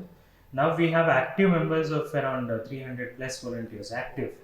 ಸೊ ಇನ್ನುಳಿದವರು ಇರುವ ನೇಮ್ ಸೇಕಿಗೆ ಇರೋರು ಇದ್ದಾರೆ, ಬಟ್ ಆಕ್ಟಿವ್ ಈವೆಂಟಿಗೆ ಬನ್ನಿ ಅಂತ ಹೇಳಿದ್ರೆ ಬರುವಂಥವ್ರು ಒಂದು 300 ಜನ ಇದ್ದಾರೆ. ಬಟ್ ಈಗಲೂ ಕರೆದ್ರೆ ಬರ್ತಾರೆ. ಬಟ್ ನಾನು ತುಂಬ ಮೊದಲೇ ಹೇಳ್ಬೇಕು, ಯಾಕೆಂದ್ರೆ ಎಲ್ಲರೂ ವರ್ಕಿಂಗ್ ಎಂಪ್ಲಾಯೀಸ್ ಇದ್ದಾರೆ, ಕೆಲವು ಸ್ಟೂಡೆಂಟ್ಸ್ ಇದ್ದಾರೆ. ಮೊದಲೇ ಹೇಳಿದ್ರೆ ಖಂಡಿತ ಬರ್ತಾರೆ, ಯಾಕೆಂದ್ರೆ ಕಾಯ್ತಿರ್ತಾರೆ ನೆಕ್ಸ್ಟ್ ಇವೆಂಟ್ ಯಾವಾಗ. ಸೊ ಈ NGO ಬಗ್ಗೆ ಎಷ್ಟೋ ಜನ ಹೇಳ್ತಾರೆ, NGO ಅಂತ ಹೇಳುವ ಹೆಸರೇ ಇವಾಗ ನಿಮ್ಗೆ ಗೊತ್ತಿರ್ಬೋದು, ಇಲ್ಲಿ ಹುಟ್ಟಿದೆ ಅದರ ವ್ಯಾಲ್ಯೂ ಅಂತ. ಸೊ ನಿಮ್ಮ ಪ್ರಕಾರ NGO ಅಂತ ಹೇಳಿದ್ರೆ ಏನು, ಮತ್ತೆ ಒಬ್ಬ NGO ಯಾಕೆ ಸ್ಟಾರ್ಟ್ ಮಾಡಬೇಕು? So NGO is a non governmental organisation. ಅಂದರೆ ಗೌರ್ಮೆಂಟ್ ಏನು ಮಾಡುತ್ತೆ ಕೆಲಸ, ಅದರೊಟ್ಟಿಗೆ ನಾವು ಒಟ್ಟಿಗೆ ಮಾಡುವಂಥದ್ದು, ಸಹಭಾಗಿತ್ವ. ಬಟ್ ಇದು ಗೌರ್ಮೆಂಟ್ ಆರ್ಗನೈಸೇಷನ್ ಅಲ್ಲ, ನಾನ್ ಗೌರ್ಮೆಂಟಲ್ ಆರ್ಗನೈಸೇಷನ್. ಬಟ್ ಗೌರ್ಮೆಂಟಿಂದ ಫಂಡ್ ತಗೋಬೋದು, ಪಬ್ಲಿಕ್ ಸೆಕ್ಟರಿಂದನೂ ತಗೋಬೋದು, ಹಾಗೆ. ಸೊ NGO ಯಾಕೆ ಸ್ವಲ್ಪ ಬ್ಯಾಡ್ ಲೈಟಲ್ಲಿ ಇದೆ ಅಂದರೆ, ಇಟ್ಸ್ ಬಿಕಾಸ್ ಮಿಸ್ಯೂಸೇಜ್ ಆಫ್ ಫಂಡ್ಸ್ ತುಂಬ. ಈಗ ಬೆಂಗಳೂರಂಥ ಸಿಟಿಯಲ್ಲಿ ನಾನೇ ನೋಡಿದ್ದೆ ಇತ್ತೀಚೆಗೆ, ನಾವು ಗೌರ್ಮೆಂಟ್ ಒಟ್ಟಿಗೆ ಏನೋ ಒಂದು ಸರ್ವೆ ಮಾಡುವಾಗ, ಐ ಥಿಂಕ್ ಅರೌಂಡ್ 4000 NGOs ಇದೆ ಬೆಂಗಳೂರಲ್ಲಿ. ಇನ್ನೂ ನೋಡ್ಬೇಕೇನಂದ್ರೆ, ನೆಲಮಂಗಲ ಈ ರೂರಲ್ಲೆಲ್ಲ ನೋಡಿದ್ರೆ ಒಂದೊಂದು ಸ್ಕೂಲಿಗೆ 6-7 NGOಗಳು ಕೆಲಸ ಮಾಡ್ತಾರೆ ಒಂದೊಂದು ಸ್ಕೂಲಿಗೆ. ಈ ವರ್ಷ ಈ ಬೆಂಚ್ ಕೊಟ್ರೆ ನಾಡಿದ್ದು ಇನ್ನೊಂದು ತೆಗಿತಾರೆ, ನಾಡಿದ್ದು ಇನ್ನೊಂದು ಬೆಂಚ್ ಕೊಡೋದು, ಹಾಗೆ. ಸೊ ಇದೆಲ್ಲ ನೋಡುವಾಗ ಫ್ರಸ್ಟ್ರೇಷನ್ ಬರುತ್ತೆ NGO ಬಗ್ಗೆ, ಯಾಕೆಂದರೆ ಅದು ಮಿಸ್ಯುಟಿಲೈಸೇಷನ್ ಆಫ್ ಫಂಡ್ಸ್ ತುಂಬ ಆಗುತ್ತೆ. ಇನ್ನೊಂದು ನಿಮಗೆಲ್ಲ ಗೊತ್ತಿರುವ ಹಾಗೆ, ಈಗಿನ ಸೆಂಟ್ರಲ್ ಗೌರ್ಮೆಂಟ್ ಅಂತೂ ತುಂಬ ಅಂದರೆ ತುಂಬ ಸ್ಟ್ರಿಕ್ಟ್. ಸೊ ಮೋಸ ಮಾಡ್ಲಿಕ್ಕೆ ತುಂಬ ಕಷ್ಟ ಇದೆ. ಸೊ ಇದು ಬಂದ ಮೇಲೆ ತುಂಬ ಡಿಸಿಪ್ಲಿನರಿ ಆ್ಯಕ್ಷನ್ಸ್ ಆಗ್ತಾ ಇದೆ. ಸೊ ಗೌರ್ಮೆಂಟ್ ತುಂಬ ಮಾನಿಟರ್ ಮಾಡ್ತದೆ. ಯಾಕೆ NGO ಸ್ಟಾರ್ಟ್ ಮಾಡಬೇಕು ಅಂದರೆ, ನಾನು ಆಲ್ರೆಡಿ ಹೇಳಿದಾಗೆ ನಮ್ಮ ಸುತ್ತಮುತ್ತ ತುಂಬ ಸಮಸ್ಯೆಗಳಿದೆ. ಆ ಸಮಸ್ಯೆಗಳನ್ನು ನಾವು ಲಾಂಗ್ ಟರ್ಮಲ್ಲಿ ಸೊಲ್ಯೂಷನ್ ಕೊಡಬೇಕು ಅಂದರೆ ಅದಕ್ಕೆ NGOನೇ ಅವಶ್ಯಕತೆ ಇದೆ. ಯಾಕೆಂದರೆ ಈಗ ನೋಡಿ, ಸಣ್ಣ ಪುಟ್ಟ ಸಹಾಯ ಮಾಡ್ಬೋದು ಅಂದರೆ ಒಮ್ಮೆಗೆ ಮಾಡ್ಬೋದು. ಈಗ ಹೆಲ್ತ್ ಏನೋ ಒಂದು ಆಯಿತು, ಅವನಿಗೆ ಸಹಾಯ ಮಾಡ್ಬೋದು. ಬಟ್ ಒಂದು ಸ್ಕೂಲಿಗೆ ಒಂದು ಹುಡುಗನ ಫೀಸ್ 10 ವರ್ಷ ನೀವು ಕಟ್ಟಬೇಕು ಅಂದರೆ, ನೀವು ದಾನಿಗಳು ನಿಮಗೆ ಕಂಟಿನ್ಯೂಸ್ ಆಗಿದ್ದರೆ ಆ ಒಂದು ಮಗು ಇದು ಕೊಡ್ಬೋದು. ಬಟ್ ಅದೇ ನೀವು 1,000 ಮಕ್ಕಳದ್ದು ನೋಡ್ತೀರಿ, 10,000 ಮಕ್ಕಳದ್ದು ನೋಡ್ತೀರಿ ಅಂದರೆ ಇಂಡಿವಿಜುವಲ್ ಕೆಪಾಸಿಟಿಯಲ್ಲಿ ಸಾಧ್ಯ ಇಲ್ಲ. ಆಗ ನಿಮಗೆ ಒಂದಷ್ಟು ಜನ ಹಣ ಕೊಡಬೇಕು. ಆ ಹಣ ಕೊಡಬೇಕು ಅಂದರೆ ಸ್ಟ್ರಕ್ಚರ್ಡ್ ಆಗಿ ಹೋಗ್ಬೇಕು ಅಂದರೆ ಆಗ NGO ಬೇಕು. ಸೊ ಅದಕ್ಕೆ NGO ಮಾಡ್ತಿದ್ರೆ ಈಗಲೂ ಅವಕಾಶಗಳಿದೆ. ಯಾಕೆಂದರೆ ಅಷ್ಟು ನಮ್ಮ CSR ಅಂತ ಕರೀತಾರೆ, ಕಾರ್ಪೊರೇಟ್ ಸೋಷಿಯಲ್ ರೆಸ್ಪಾನ್ಸಿಬಿಲಿಟಿ ಅಂತ. ಸೊ ಇದರಲ್ಲೇ ನಮ್ಮ ಕರ್ನಾಟಕದಲ್ಲಿ ಸುಮಾರು 1,700 ಕೋಟಿಯಷ್ಟು ಇದೆ ಹಣ ವರ್ಷಕ್ಕೆ. ಸೊ ನೀವು ತುಂಬ ಪೊಟೆನ್ಷಿಯಲ್ ಇದ್ದೀರಿ, ನೀವು ಚೆನ್ನಾಗಿದ್ದೀರಿ, ನೀವು ಐಡಿಯಾವನ್ನು ಕಂಪನೀಸ್ ಜೊತೆ ನೀವು ಪಿಚ್ ಮಾಡ್ತೀರಿ ಅಂದರೆ that is very well and good. But government support ಮಾಡ್ತದೆ. ಗೌರ್ಮೆಂಟ್ ಅದರ ನಡುವೆ ಬರೋದಿಲ್ಲ, ನೀವು ಕಂಪನಿಗೆ ಬಿಟ್ಟಿದ್ದು. ಗೌರ್ಮೆಂಟ್ ಏನು ಹೇಳುತ್ತೆ, ನಿಮ್ಮ ಪ್ರಾಫಿಟ್ನ ಇಷ್ಟೆಲ್ಲ CSR ಕೊಡ್ಬೇಕಂತ ಅಷ್ಟೇ ಹೇಳೋದು. ಬಟ್ ಗೌರ್ಮೆಂಟ್ ಕೆಲವು ಕಡೆ ಡೈರೆಕ್ಟ್ ಮಾಡ್ಬೋದು. ಈಗ ಈ ಶಾಲೆಗಳಿಗೆ ಕೊಡಿ, ನಮ್ಮ ಶಾಲೆಗಳಿಗೆ ಕೊಡಿ. ಬಟ್ NGO ಈಗ ನಮಗಂತೂ ಆ ಥರ ಏನು ಹೆಲ್ಪ್ ಆಗಿಲ್ಲ. ಅಂದರೆ ಸರ್ಕಾರ ನಮ್ಮ ಜೊತೆ ಏನು ಇಂಥ ಇವ್ರಿಗೆ ಫಂಡ್ ಕೊಡಿ ಅಂತ ಹೇಳಲ್ಲ. ಅದು ನಾವೇ ನಮ್ಮ ಇಂಡಿವಿಜುವಲ್ ಕೆಪಾಸಿಟಿಲಿ ನಾವು ಏನು ಮಾಡಿದ್ದೀವಿ, ಹಿಂದಿನ ರಿಪೋರ್ಟ್ಸನ್ನು ನೋಡಿ ಅವ್ರು ಕೊಡಬೇಕು, ಹಾಗೆ. ಓಕೆ. ಸೊ ಬಟ್ ಇಲ್ಲಿ ಇನ್ನೊಂದು ಅಬ್ಸರ್ವ್ ಮಾಡಿದ್ದು ಏನಂತ ಹೇಳಿದ್ರೆ, ಈ ಎನ್ ಜಿ ಒಗಳಲ್ಲಿ ಅವ್ರು ಮಾಡುವಂತ ಕೆಲಸ ಇಂಪಾರ್ಟೆಂಟ್ ಆಗ್ತದೆ ಅಂತ. ಹೌದು. ಅದನ್ನ ನೋಡಿ ಬಹುಶಃ ಅವರಿಗೆ ಫಂಡ್ ಸಿಗುತ್ತೆ. ಹೌದು, ಒಬ್ವಿಯಸ್ಲಿ. ಮತ್ತೆ ಹೇಗೆ ಅವರ ಮುಂದೆ ನಾವು ವರ್ಕ್ ಮಾಡಿದ್ದೇವೆ ಅನ್ನೋದನ್ನು ತೋರಿಸ್ಬೇಕು. ಇದೆಲ್ಲ ನಮಗೆ ಗೊತ್ತಾಗಿದ್ದು 3 ವರ್ಷ ಹಿಂದೆ. ನಾವು ವರ್ಕ್ ಮಾಡಿದ್ವಿ. ಈಗ ನಾನು ಹೇಳಿದ ಹಾಗೆ ಒಂದು ಪ್ರೋಗ್ರಾಮ್ ಮಾಡಿದ್ವಿ ಅಂದರೆ ಆ ಪ್ರೋಗ್ರಾಮ್ನ ಔಟ್ಕಮ್ ಏನು, ಆ ಮಗುವಲ್ಲಿ ಏನು ಚೇಂಜ್ ಆಯಿತು ಅನ್ನೋದನ್ನು ನಮಗೆ ತೋರಿಸ್ಲಿಕ್ಕೆ ಬರಬೇಕು. ಅದು ತೋರಿಸಿದ್ರೆ corporate will definitely fund. So ನಮಗೆ ಈಗ ಫಂಡ್ಸ್ CSR ಬರ್ತಿರೋದು ಅದರಿಂದನೇ. ಸೊ ಯಾರು ಬೇಕಾದ್ರೂ ಹಾಗಾದ್ರೆ ಆಬ್ವಿಯಸ್ಲಿ ಸ್ಟಾರ್ಟ್ ಮಾಡ್ಬೋದು, ಬಟ್ ಒಂದಷ್ಟು ಕ್ರೈಟೀರಿಯಾ ಇದೆ. 3 ವರ್ಷ ನಿಮಗೆ ಯಾರು CSR ಫಂಡ್ ಕೊಡಲ್ಲ. ಬಟ್ ಅದನ್ನ ಫುಲ್ ಟೈಮ್ ತಗೊಳ್ಳೋದು, ಎಷ್ಟು NGOಗಳಿದೆ, ಸುಮಾರು NGOಗಳು ಫುಲ್ ಟೈಮ್. NGOಗಳಿಗೆ CEO-ಗಳಿದ್ದಾರೆ. ಹೀಗೆ ಅಂದರೆ ನೀವು ದೊಡ್ಡ ಮಟ್ಟಿಗೆ ಹೋದಾಗ ಅದನ್ನ ಮಾಡ್ಬೋದು. ಮತ್ತೆ ಈಗ ನಮ್ಮ ಪುತ್ತೂರಲ್ಲಿರುವಂಥ ಎಲ್ಲ ಇನ್ಸ್ಟಿಟ್ಯೂಷನ್ಸ್ ಇಸ್ NGO. ಎಲ್ಲ ಇನ್ಸ್ಟಿಟ್ಯೂಷನ್ಸ್ ಕೂಡ NGOಗಳು. ಬಟ್ ಈ ಥರ ಈಗ ನಮ್ಮ ಥರ ಯಾರು ಮಾಡ್ತಾರೆ ಅವ್ರಿಗೆ CSR ಫಂಡ್ಸ್ ಬರುತ್ತೆ. ಈಗ ಸ್ಕೂಲ್ಸ್ಗಳಿಗೆಲ್ಲ ಸ್ವಲ್ಪ ಕಡಿಮೆ, ಯಾಕೆಂದರೆ ಫೀಸ್ ಕಲೆಕ್ಟ್ ಮಾಡ್ತಾರೆ, ಫೀಸಿಂದ ಸ್ಕೂಲ್ ರನ್ ಆಗುತ್ತೆ. ಬಟ್ ತುಂಬ ಕಮ್ಮಿಯಲ್ಲಿ ಫೀಸ್ ತೊಗೊಂಡು ಮಾಡ್ತಿದ್ರೆ then they can claim CSR. But ನಮ್ಮ ಇದರಲ್ಲಿ ನಮ್ಮಂಥ NGOsಗೆ ತುಂಬ ಅವಕಾಶ ಇದೆ. ನಾನು ಗೊತ್ತಿರುವ ಹಾಗೆ ದಕ್ಷಿಣ ಕನ್ನಡದಲ್ಲಿ ತುಂಬ ಕಡಿಮೆ ಇದೆ ಈಗ ಈ ಥರ ನಮ್ಮ ಥರ ಕೆಲಸ ಮಾಡೋರು ಇದ್ದಾರೆ. ಬಟ್ ಬೇರೆ ಬೇರೆ, ಈಗ ಎನ್ವೈರನ್ಮೆಂಟ್ ಬೇಸ್ಡ್ ಇದೆ, ಕೆಲವರು ಸ್ಪೆಷಲ್ ಚೈಲ್ಡ್ ಎಜುಕೇಶನ್ ಬೇರೆ ಕೆಲಸ ಮಾಡ್ತಿದ್ದಾರೆ. ಬಟ್ ಸ್ಪೇಸ್ ಇನ್ನೂ ಇದೆ. ಬಟ್ ಹಾಗಂತ ಬೆಂಗಳೂರಿನ ಕೆಲವು ಕಂಪನೀಸ್ ಕೇಳ್ತಾರೆ, Dakshina Kannada already educationally forward district, so ಯಾಕೆ ನಿಮಗೆ ಫಂಡ್ ಮಾಡಬೇಕು ಅಂತ. ಸೊ ಆಗ ನಮಗೆ ಅದು ಕರೆಕ್ಟಾದ ಆನ್ಸರ್ ನಾವು ಕೊಡಬೇಕಾಗುತ್ತೆ. ಯಾಕೆಂದರೆ ಇಲ್ಲಿ ಎಲ್ಲರೂ toppers. Dakshina Kannada number 1 SLC ರಿಸಲ್ಟಲ್ಲಿ, PUCಯಲ್ಲಿ ನಂಬರ್ 1. ಸೊ ಹೀಗಿರುವಾಗ ಇಲ್ಲಿ ಏನು ಅವಶ್ಯಕತೆ ಇದೆ? ಅದೇ ನಮ್ಮ ನಾರ್ತ್ ಕರ್ನಾಟಕದ ಯಾವುದೋ ಒಂದು ಜಿಲ್ಲೆ ಲಾಸ್ಟ್ ಪ್ಲೇಸಲ್ಲಿದೆ, ಸೊ ಅಲ್ಲೇ ಅವಶ್ಯಕತೆ ಇದೆ ಅಲ್ಲ, ನಿಮಗೆ ಯಾಕೆ ಕೊಡಬೇಕು ಅಂಥದ್ದನ್ನೆಲ್ಲ ನಾವು ಜಸ್ಟಿಫೈ ಮಾಡ್ಲಿಕ್ಕೆ ಬರಬೇಕು. ಸೊ ಹಾಗಿದ್ರೆ we can survive. Okay. So ನಿಮ್ಮ ಪ್ರಕಾರ ನಿಮ್ಮ ಈ ಲೈಫ್ ಜರ್ನಿಯನ್ನು ನೋಡಿದ್ರೆ ಈ ಕಾನ್ಫಿಡೆನ್ಸ್ ಅನ್ನು ಹೇಗೆ ಬೆಳೆಸ್ಕೊಳ್ಬೇಕು ವಿದ್ಯಾರ್ಥಿಗಳು? ಅದೇ ನಾನು ಹೇಳಿದೆಲ್ಲ, ಕಾನ್ಫಿಡೆನ್ಸ್ ಇಲ್ಲದೆ ಏನು ಮಾಡೋಕ್ಕಾಗಲ್ಲ. ಫಸ್ಟ್ ಕಾನ್ಫಿಡೆನ್ಸ್ ಅಂದ್ರೆ ನಾನು ಇದರಲ್ಲೇನು ಭಯಂಕರ ಎಕ್ಸ್ಪರ್ಟ್ ಅಲ್ಲ, ಬಟ್ ನನ್ನ ಎಕ್ಸ್ಪೀರಿಯನ್ಸ್ ಅಲ್ಲಿ ಹೇಳ್ಬೇಕಂದ್ರೆ ಫಸ್ಟ್ ಮೈಂಡ್ ಸೆಟ್. ನಮ್ಮ ಮೈಂಡ್ ಸೆಟ್ ಅನ್ನ ನಾವು ಸರಿ ಮಾಡ್ಕೋಬೇಕು. ಅಂದ್ರೆ ನನಗೆ ಕಾನ್ಫಿಡೆನ್ಸ್ ಇದೆ ಅಂತ ಒಂದು. ಇನ್ನೊಂದು, ನಾನು ಯಾವತ್ತೂ ನನ್ನ ಸ್ಟೂಡೆಂಟ್ಸ್ ಹತ್ರ ಕೇಳ್ತೇನೆ, ಹೀಗೆ ಒಂದು ಟಾಪಿಕ್ ಹೋದಾಗ ನಾನು ಯಾಕೆ ಇಷ್ಟು ಕಾನ್ಫಿಡೆನ್ಸ್ ಆಗಿ ಮಾತಾಡ್ತಿದ್ದೀನಿ ಹೇಳ್ಬೋದಾ ಅಂತ. ಅದಕ್ಕೆ ಅವರೆಲ್ಲ ಹೇಳ್ತಾರೆ, ನೀವು ಎಕ್ಸ್ಪೀರಿಯನ್ಸ್ ಇದೆ, ನೀವು 12 ವರ್ಷದಿಂದ ಎಕ್ಸ್ಪೀರಿಯನ್ಸ್ ಇದೆ, ಅದಕ್ಕೋಸ್ಕರ ನೀವು ಈ ಥರ ಮಾತಾಡ್ತಿದ್ದೀರಾ ಕಾನ್ಫಿಡೆಂಟ್ ಆಗಿ ಅಂತ. ಆಮೇಲೆ ನಾನು ಹೇಳ್ತೇನೆ ಅವ್ರಿಗೆ, ನನ್ನ ಯಾಕೆ ಕಾನ್ಫಿಡೆನ್ಸ್ ಆಗಿ ಮಾತಾಡ್ತಿದ್ದೇನೆ ಗೊತ್ತಾ? ನನಗೆ ಗೊತ್ತಿದೆ ನನ್ನ ಎದುರುಗಡೆ ಕೂತವ್ರು ಯಾರಿಗೂ ನಾನು ಹೇಳೋ ವಿಷಯ ಗೊತ್ತಿಲ್ಲ ಅಂತ. ಸೊ ಅದಕ್ಕೋಸ್ಕರ ನಾನು ಕಾನ್ಫಿಡೆನ್ಸಲ್ಲಿ ಮಾತಾಡ್ತಿದ್ದೇನೆ. ಐ ಥಿಂಕ್ ಇದು ತುಂಬ ಇಂಪಾರ್ಟೆಂಟ್. ಈಗ ನಾನೀಗ ಒಂದು ಪಾಡ್ಕಾಸ್ಟಲ್ಲಿ ಮಾತಾಡ್ತಿದ್ದೇನೆ ಅಂದರೆ ನಿಮ್ಮ ಜೊತೆ ಇಷ್ಟು ಕಾನ್ಫಿಡೆನ್ಸಲ್ಲಿ ಯಾಕೆ ಮಾತಾಡ್ತಿದ್ದೇನೆ, ಐ ನೋ ನಿಮಗಿಂತ ಜಾಸ್ತಿ ನನಗೆ ಗೊತ್ತಿದೆ, ಯಾಕೆ ಇದು ನನ್ನ ಫೀಲ್ಡ್, ನಾನು ಕಾನ್ಫಿಡೆಂಟಾಗಿ ಹೇಳ್ಬೋದು. ಅದೇ ಥರ ಒಂದು ಮಗು ಸ್ಟೇಜಿಗೆ ಹೋದಾಗ ಮಾತಾಡಬೇಕು ಅಂದರೆ ಏನು ಓದ್ ಬಂದಿರುತ್ತೆ ಆ ಮಗು ಮಾತ್ರ ಓದಿರುತ್ತೆ, ಬೇರೆಯವ್ರಿಗೆ ಗೊತ್ತಿರ್ಲಿಕ್ಕೆ ಸಾಧ್ಯ ಇಲ್ಲ. ಸೊ ಅದು ಐ ಥಿಂಕ್ ನನಗನ್ಸೋದು ಆ 90% ಕಾನ್ಫಿಡೆನ್ಸ್ ಬರೋದೇ ಅಲ್ಲಿ. ಸೊ ನಾವು ಅಲ್ಲಿ ಸ್ಟೇಜಲ್ಲಿ ಹೋಗಿ ಅಥವಾ ಮುಂದೆ ನಿಂತು ನೋಡಿದಾಗ, ಅವನು ನನ್ನನ್ನೇ ನೋಡ್ತಿದ್ದಾನೆ, ಅವನು ನಾನೇನೋ ತಪ್ಪನ್ನು ನೋಡ್ತಿದ್ದಾನೆ ಅಂತ ಹೇಳಿ ಅದು ಅಲ್ಲೇ ಡ್ರಾಪ್ ಔಟ್ ಆಗುತ್ತೆ ಕಾನ್ಫಿಡೆನ್ಸ್. ಸೊ ಫಸ್ಟ್ ಕಾನ್ಫಿಡೆನ್ಸ್ ಹೇಗೆ ಡೆವಲಪ್ ಮಾಡಬೇಕು ಅಂದರೆ ಒಂದು ಮೈಂಡ್ ಸೆಟ್. ನಾನಿವತ್ತು ಆ ಮೈಂಡ್ ಸೆಟ್ ಏನು, ನಾನಿವತ್ತು ಸ್ಟೇಜಿಗೆ ಹೋಗ್ತೇನೆ, ಅದೊಂದೇ mind set, first mind set. Second ಏನು ಅಂದರೆ ಅಲ್ಲಿ ಹೋಗಿ ನಾನು ಏನಾದರೂ ಮಾತಾಡಬೇಕು, ಅದಕ್ಕೆ ನಾನು ಪ್ರಿಪೇರ್ ಆಗಬೇಕು. ಹಾಗೆ ಇದಿಷ್ಟು ಯಾವಾಗ ಒಂದು ಮಗು ಸ್ಟಾರ್ಟ್ ಮಾಡುತ್ತೆ ರೆಗ್ಯುಲರ್ ಆಗಿ, automatic first second third opportunity will be definitely a failure, ಅದರಲ್ಲಿ ಡೌಟೇ ಇಲ್ಲ. ಅದು ಕೈಗೆ ನಡಗ್ಬೋದು, ಕಾಲು ನಡಗ್ಬೋದು, ಎದುರುಗಡೆ ಅವ್ರು ನಗಡ್ಬೋದು, ಫೈನ್. ಸೆಕೆಂಡ್ ಟೈಮ್ ಹೋಗಿ ನಗಡೋರ ಸಂಖ್ಯೆ ಸ್ವಲ್ಪ ಕಡಿಮೆ ಆಗ್ಬೋದು, ನನಗೆ ಕೈ ಕಾಲು ನಡಗಿದ ಚಾನ್ಸಸ್ ಸ್ವಲ್ಪ ಕಡಿಮೆ ಇರ್ಬೋದು. But automatically 4th, 5th, 6th will definitely be good. ಹಾಗೆ ಸೊ ಕಾನ್ಫಿಡೆನ್ಸ್ ಸಡನ್ನ ಬೆಳಿಗ್ಗೆ ಎದ್ದು ಹೀಗೆ ಬಂದು ಮಾತಾಡಿಕ್ಕೆ ಬರಲ್ಲ, it's impossible. So by practice. ನನಗೆ ಬಂದಿದ್ದು ಹಾಗೆ. ನನ್ನ ಇಂಗ್ಲೀಷ್ ತುಂಬ ವೀಕ್ ಇತ್ತು. ಯಾಕೆ ಚೆನ್ನಾಗಾಯ್ತು ಅಂದರೆ ಬಿಕಾಸ್ ಈಗ ನಾನು ಕಾರ್ಪೊರೇಟ್ ಅವರೊಟ್ಟಿಗೆ ರೆಗ್ಯುಲರ್ ಆಗಿ ಮಾತಾಡ್ತೀನಿ. ನನ್ನ ಇಂಗ್ಲೀಷ್ ಈಗಲೂ ಏನು ಭಯಂಕರ ಒಳ್ಳೆ ಇಲ್ಲ, ಬಟ್ ಆದರೂ ಹೇಗೆ ಡೆವಲಪ್ ಆಯಿತು is because of practice. So confidence ಕೂಡ ಬರೋದು ಥ್ರೂ ಪ್ರಾಕ್ಟೀಸಸ್. ಬಟ್ ನಾನು ಯಾವತ್ತೂ ಹಿಂದಿನ ಬೆಂಚಲ್ಲಿ ಅಥವಾ ಮುಂದಿನ ಬೆಂಚಲ್ಲಿ ಸುಮ್ಮನೆ ಕೂತು ನನ್ನ ಕಾನ್ಫಿಡೆನ್ಸ್ ಅಂತ ಇಲ್ಲ ಅಂತ ಹೇಳಿ ಬರ್ಲಿಕ್ಕೆ ಸಾಧ್ಯನೇ ಇಲ್ಲ. ಸೊ ಮಕ್ಕಳು ಡೆವಲಪ್ ಆಗಬೇಕು ಅಂದರೆ ಎರಡೇ ಆಪ್ಷನ್. ಒಂದು, ನಾನು ಹೋಗ್ಬೇಕಂತ ಡಿಸೈಡ್ ಮಾಡಬೇಕು. ಹೋಗಿ ಮಾತಾಡ್ಬೇಕು, ಇದೆರಡೇ ಇರುವಂಥದ್ದು. ಅದು ಬಿಟ್ಟರೆ ಬೇರೆ ಯಾವ, ನನಗೆ ಗೊತ್ತಿರೋ ನನ್ಗೆ ಬೇರೆ ಯಾವುದು ನಾನು ಕಂಡಿಲ್ಲ. ಓಕೆ, ಈವನ್ ಕಮ್ಯುನಿಕೇಶನ್ ಕೂಡ ಇದ್ರ ಬಗ್ಗೆ ಹೇಳ್ಬೋದು. ಕಮ್ಯುನಿಕೇಶನ್ ಯಾವ ತರ ಡೆವಲಪ್ ಮಾಡ್ಬೋದು? ಕಮ್ಯುನಿಕೇಶನ್ ಕೂಡ ಅಷ್ಟೇ ಈಗ ತುಂಬಾ ಇಂಪಾರ್ಟೆಂಟ್ ಆಗ್ತದೆ. ಕಮ್ಯುನಿಕೇಶನ್ ಅಂತ ನಾವು ತುಂಬಾ ಒಬ್ಸರ್ವ್ ಮಾಡಿ ಕಲಿಲಿಕ್ಕೆ ತುಂಬಾ ಇದೆ. ಮತ್ತೆ ಒಂದು, ಈಗ ನಾನೇ ಮಕ್ಕಳ ಹತ್ರ ಹೇಳ್ತೇನೆ, ಈಗ ಎಷ್ಟೋ ಮಕ್ಕಳಿಗೆ ಪೇರೆಂಟ್ಸ್ ಬೇಸಿಕ್ ಕಮ್ಯುನಿಕೇಶನ್ ಅನ್ನ ಕಲಿಸ್ಬೇಕು. ಯಾವುದು, ಈಗ ನಾನು ಕೇಳ್ತೇನೆ ಮಕ್ಕಳ ಹತ್ರ, ಕಮ್ಯುನಿಕೇಶನ್ ಅಲ್ಲಿ ಎಷ್ಟು ಜನ ನೀವು ಸ್ಟ್ರಾಂಗ್ ಇದ್ದೀರಿ ಅಂತ, ಯಾರು ಕೈ ಎತ್ತಲ್ಲ. ಆ ಕ್ವೆಶನ್ ಅಂದ್ರೆ ಎತ್ತುತ್ತಾರೆ 4-5 ಜನ. ನಾನು ಅದನ್ನು ಸ್ವಲ್ಪ ಚೇಂಜ್ ಮಾಡ್ತೇನೆ ಕ್ವೆಶನ್ ಅನ್ನು, ಎಷ್ಟು ಜನ ನೀವು ಕಮ್ಯುನಿಕೇಶನ್ ಇಂಗ್ಲಿಷ್ ಕಮ್ಯುನಿಕೇಶನ್ ಅಲ್ಲಿ ಸ್ಟ್ರಾಂಗ್ ಇದ್ದೀರಾ ಅಂತ. ಆಗ ಆ ಕೈ ಎತ್ತಿದ್ರಲ್ಲಿ 2 ಜನ ಮಾತ್ರ ಕೈ ಎತ್ತಾರೆ. ನೆಕ್ಸ್ಟ್ ನಾನು ಕೇಳ್ತೇನೆ, ಕನ್ನಡ ಕಮ್ಯುನಿಕೇಶನ್ ಅಲ್ಲಿ ಎಷ್ಟು ಜನ ಚೆನ್ನಾಗಿದ್ದೀರಾ, ಆಗ ಒಂದು 20 ಮಕ್ಕಳು ಕೈ ಎತ್ತಾರೆ. ತುಳು ಅಂದ್ರೆ ಇನ್ನೂ ಜಾಸ್ತಿ. ಸೊ ಈ ಕಮ್ಯುನಿಕೇಶನ್ ಅಂದ್ರೆ ಅದನ್ನ ಇಂಗ್ಲಿಷಿಗೆ ತುಂಬಾ ಜನ ಲಿಂಕ್ ಮಾಡಿದರೆ ಅದೇ ಬೇಜಾರು.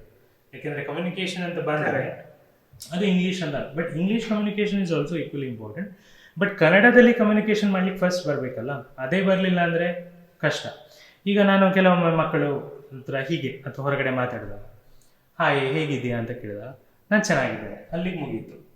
ಸೊ ನನಗೆ ಕಾನ್ವರ್ಸೇಷನ್ ಕಂಟಿನ್ಯೂ ಮಾಡ್ಲಿಕ್ಕೆ ಮನಸ್ಸೇ ಬರಲ್ಲ. ಈಗಿನ ಕಾರ್ಪೊರೇಟಲ್ಲಿ ಅಥವಾ ಹೊರಗಿನ ಪ್ರಪಂಚದಲ್ಲಿ ಬದುಕಬೇಕಂದ್ರೆ ನೀವು ಆ ಕಾನ್ವರ್ಸೇಷನನ್ನು ಕಂಟಿನ್ಯೂ ಮಾಡಬೇಕು. ಆ ಕಾನ್ವರ್ಸೇಷನನ್ನು ಹೇಗೆ ಕಂಟಿನ್ಯೂ ಮಾಡ್ತಾರೆ, ಇಟ್ಸ್ ಥ್ರೂ ಕಮ್ಯುನಿಕೇಷನ್ ಸ್ಕಿಲ್ಸ್. ಅದೇ ಸೊ ಹೇಗಿದೆಯಾ ಅಂತ ಕೇಳಿದ್ರೆ ಚೆನ್ನಾಗಿದ್ದೀನಿ, ನೀವು ಹೇಗಿದ್ದೀರಾ, ನಾನು ಚೆನ್ನಾಗಿದ್ದೇನೆ, ನಾನು ನೆಕ್ಸ್ಟ್ ಅದನ್ನು continue. So it's a conversation. ಈಗ ಹೇಗೆ ಈ ಪಾಡ್ಕಾಸ್ಟ್ ನಡೀತಾ ಇದೆ ಅದೇ ಥರ ಮಕ್ಕಳು ಕಲಿಬೇಕು ಒಂದು ಕಾನ್ವರ್ಸೇಷನ್. ಹಾಗಂತ ಅದು it should not be over conversation, ಯಾಕೆಂದರೆ ಅದು ಇರಿಟೇಟ್ ಆಗ್ಬೋದು ಕೆಲವರಿಗೆ. ಬಟ್ ಈ ಬೇಸಿಕ್ ಇಲ್ಲಿಂದ ಸ್ಟಾರ್ಟ್ ಆಗುತ್ತೆ, ಹೇಗೆ ಕಮ್ಯುನಿಕೇಷನ್ ಮಾಡೋದು, ಆಯ್ತಾ. ಮತ್ತೆ ಅದರಲ್ಲಿ ಸುಮಾರಿದೆ, ವರ್ಬಲ್, ನಾನ್ ವರ್ಬಲ್, ಇದೆಲ್ಲ. ಸೊ ಇದನ್ನೆಲ್ಲ ನಾವು ಮಕ್ಕಳಿಗೆ ಸಣ್ಣ ವಿಷಯದಿಂದ ಹೇಳ್ಕೊಡ್ಬೇಕು. ಐ ಥಿಂಕ್ ಈಗ ಈ ಥರದ ಪಾಡ್ಕಾಸ್ಟ್ ನೋಡೋದ್ರಿಂದ ಬರ್ಬೋದು. ಈಗ ನಾನು ಯಾವ ಥರ ಮಾತಾಡ್ತಿದ್ದೇನೆ, ಐ ಟು ಐ ಕಾಂಟ್ಯಾಕ್ಟ್ ಆಗಿರ್ಬೋದು, ನಾನ್ ವರ್ಬಲ್ ಕಮ್ಯುನಿಕೇಷನ್ಸ್, ಅದು ಇಂಪಾರ್ಟೆಂಟ್ ಆಗುತ್ತೆ. ಈಗ ನನಗೆ ಕೆಲವೊಮ್ಮೆ ಕ್ಲಾಸಿಗೆ ಹೋದಾಗ ಫಸ್ಟ್ ಬೆಂಚಲ್ಲಿ ಈಗ ಒಬ್ಬ ಹುಡುಗ ಕೂತಾಗ ನಾನೀಗ ಜಸ್ಟ್ ಎಂಟ್ರ್ ಆದಾಗ ಆ ಮಗು ಹೀಗೆ ಮಾಡ್ತು ಅಂದರೆ ನಾನು ಏನು ಪ್ರಿಪೇರ್ ಆಗಿ ಬಂದಿದ್ದೆ ಅದೆಲ್ಲ ಹೋಗುತ್ತೆ. ಯಾಕೆಂದರೆ that non verbal communication shows that this kid is not interested in my class ಅಂತ. ಹಾಗೆ ಸೊ ಇದೆಲ್ಲ ನಾವು ಮಕ್ಕಳಿಗೆ ಹೇಳ್ಕೊಡ್ಬೇಕು. ಇದೆಲ್ಲ ಬೇಸಿಕ್. ಯಾವ್ದು ಹೇಳೋದು, ನಾನು ಹೇಳ್ತೇನೆ ನಾನ್ ವರ್ಬಲ್, ಮಾತಾಡದೆ ಬರೀ ನಮ್ಮ ಹಾವಭಾವಗಳಲ್ಲಿ ಇರುವಂಥದ್ದು. ಈಗ ಒಬ್ಬ ಎದುರುಗಡೆ ಬಂದಾಗ ಒಂದು ಸ್ಮೈಲ್ ಕೊಡೋದಾಗಿದೆ, ಇದೆಲ್ಲ ಫಸ್ಟ್. ಸೆಕೆಂಡ್ ಬರುವಂಥದ್ದು, ಫಸ್ಟ್ ಕನ್ನಡದಲ್ಲಿ ಮಾತಾಡ್ಲಿಕ್ಕೆ ಕಲೀರಿ. ಇಂಗ್ಲೀಷ್ ಮತ್ತೆ ಫಸ್ಟ್ ನಮ್ಮ ಮದರ್ ಟಂಗಲ್ಲೇ ನಮಗೆ ಬರಲಿಲ್ಲ ಅಂತ ಹೇಳಿದ್ರೆ ಮತ್ತೆ ಇಂಗ್ಲೀಷ್ ಎಲ್ಲಿ ಬರ್ಲಿಕ್ಕೆ ಸಾಧ್ಯ? ಸೊ ಅದು ತುಂಬ ಇಂಪಾರ್ಟೆಂಟ್. ಇದು ಕೂಡ ಬೈ ಪ್ರಾಕ್ಟೀಸ್, ಬೈ ಅಬ್ಸರ್ವೇಷನ್. ಯಾರೊಬ್ರು ಚೆನ್ನಾಗಿ ಮಾತಾಡೋರು ಹೇಗೆ ಮಾತಾಡ್ತಾರೆ ಅನ್ನೋದು, ಮತ್ತೆ ಯಾರೊಬ್ರು ಒಳ್ಳೆ ಆ ಥರ ಮಾತಾಡೋರು ಒಂದು ಫ್ರೆಂಡ್ಶಿಪ್ ಇಟ್ಕೊಂಡು ಅವ್ರ ಜೊತೆ ರೆಗ್ಯುಲರ್ ಆಗಿ ಮಾತಾಡ್ಕೊಂಡು ಆಟೋಮೆಟಿಕಲಿ ಬರುತ್ತೆ. ನಿಮ್ಮ ಮುಂದಿನ ಯೋಜನೆಗಳು ಏನು?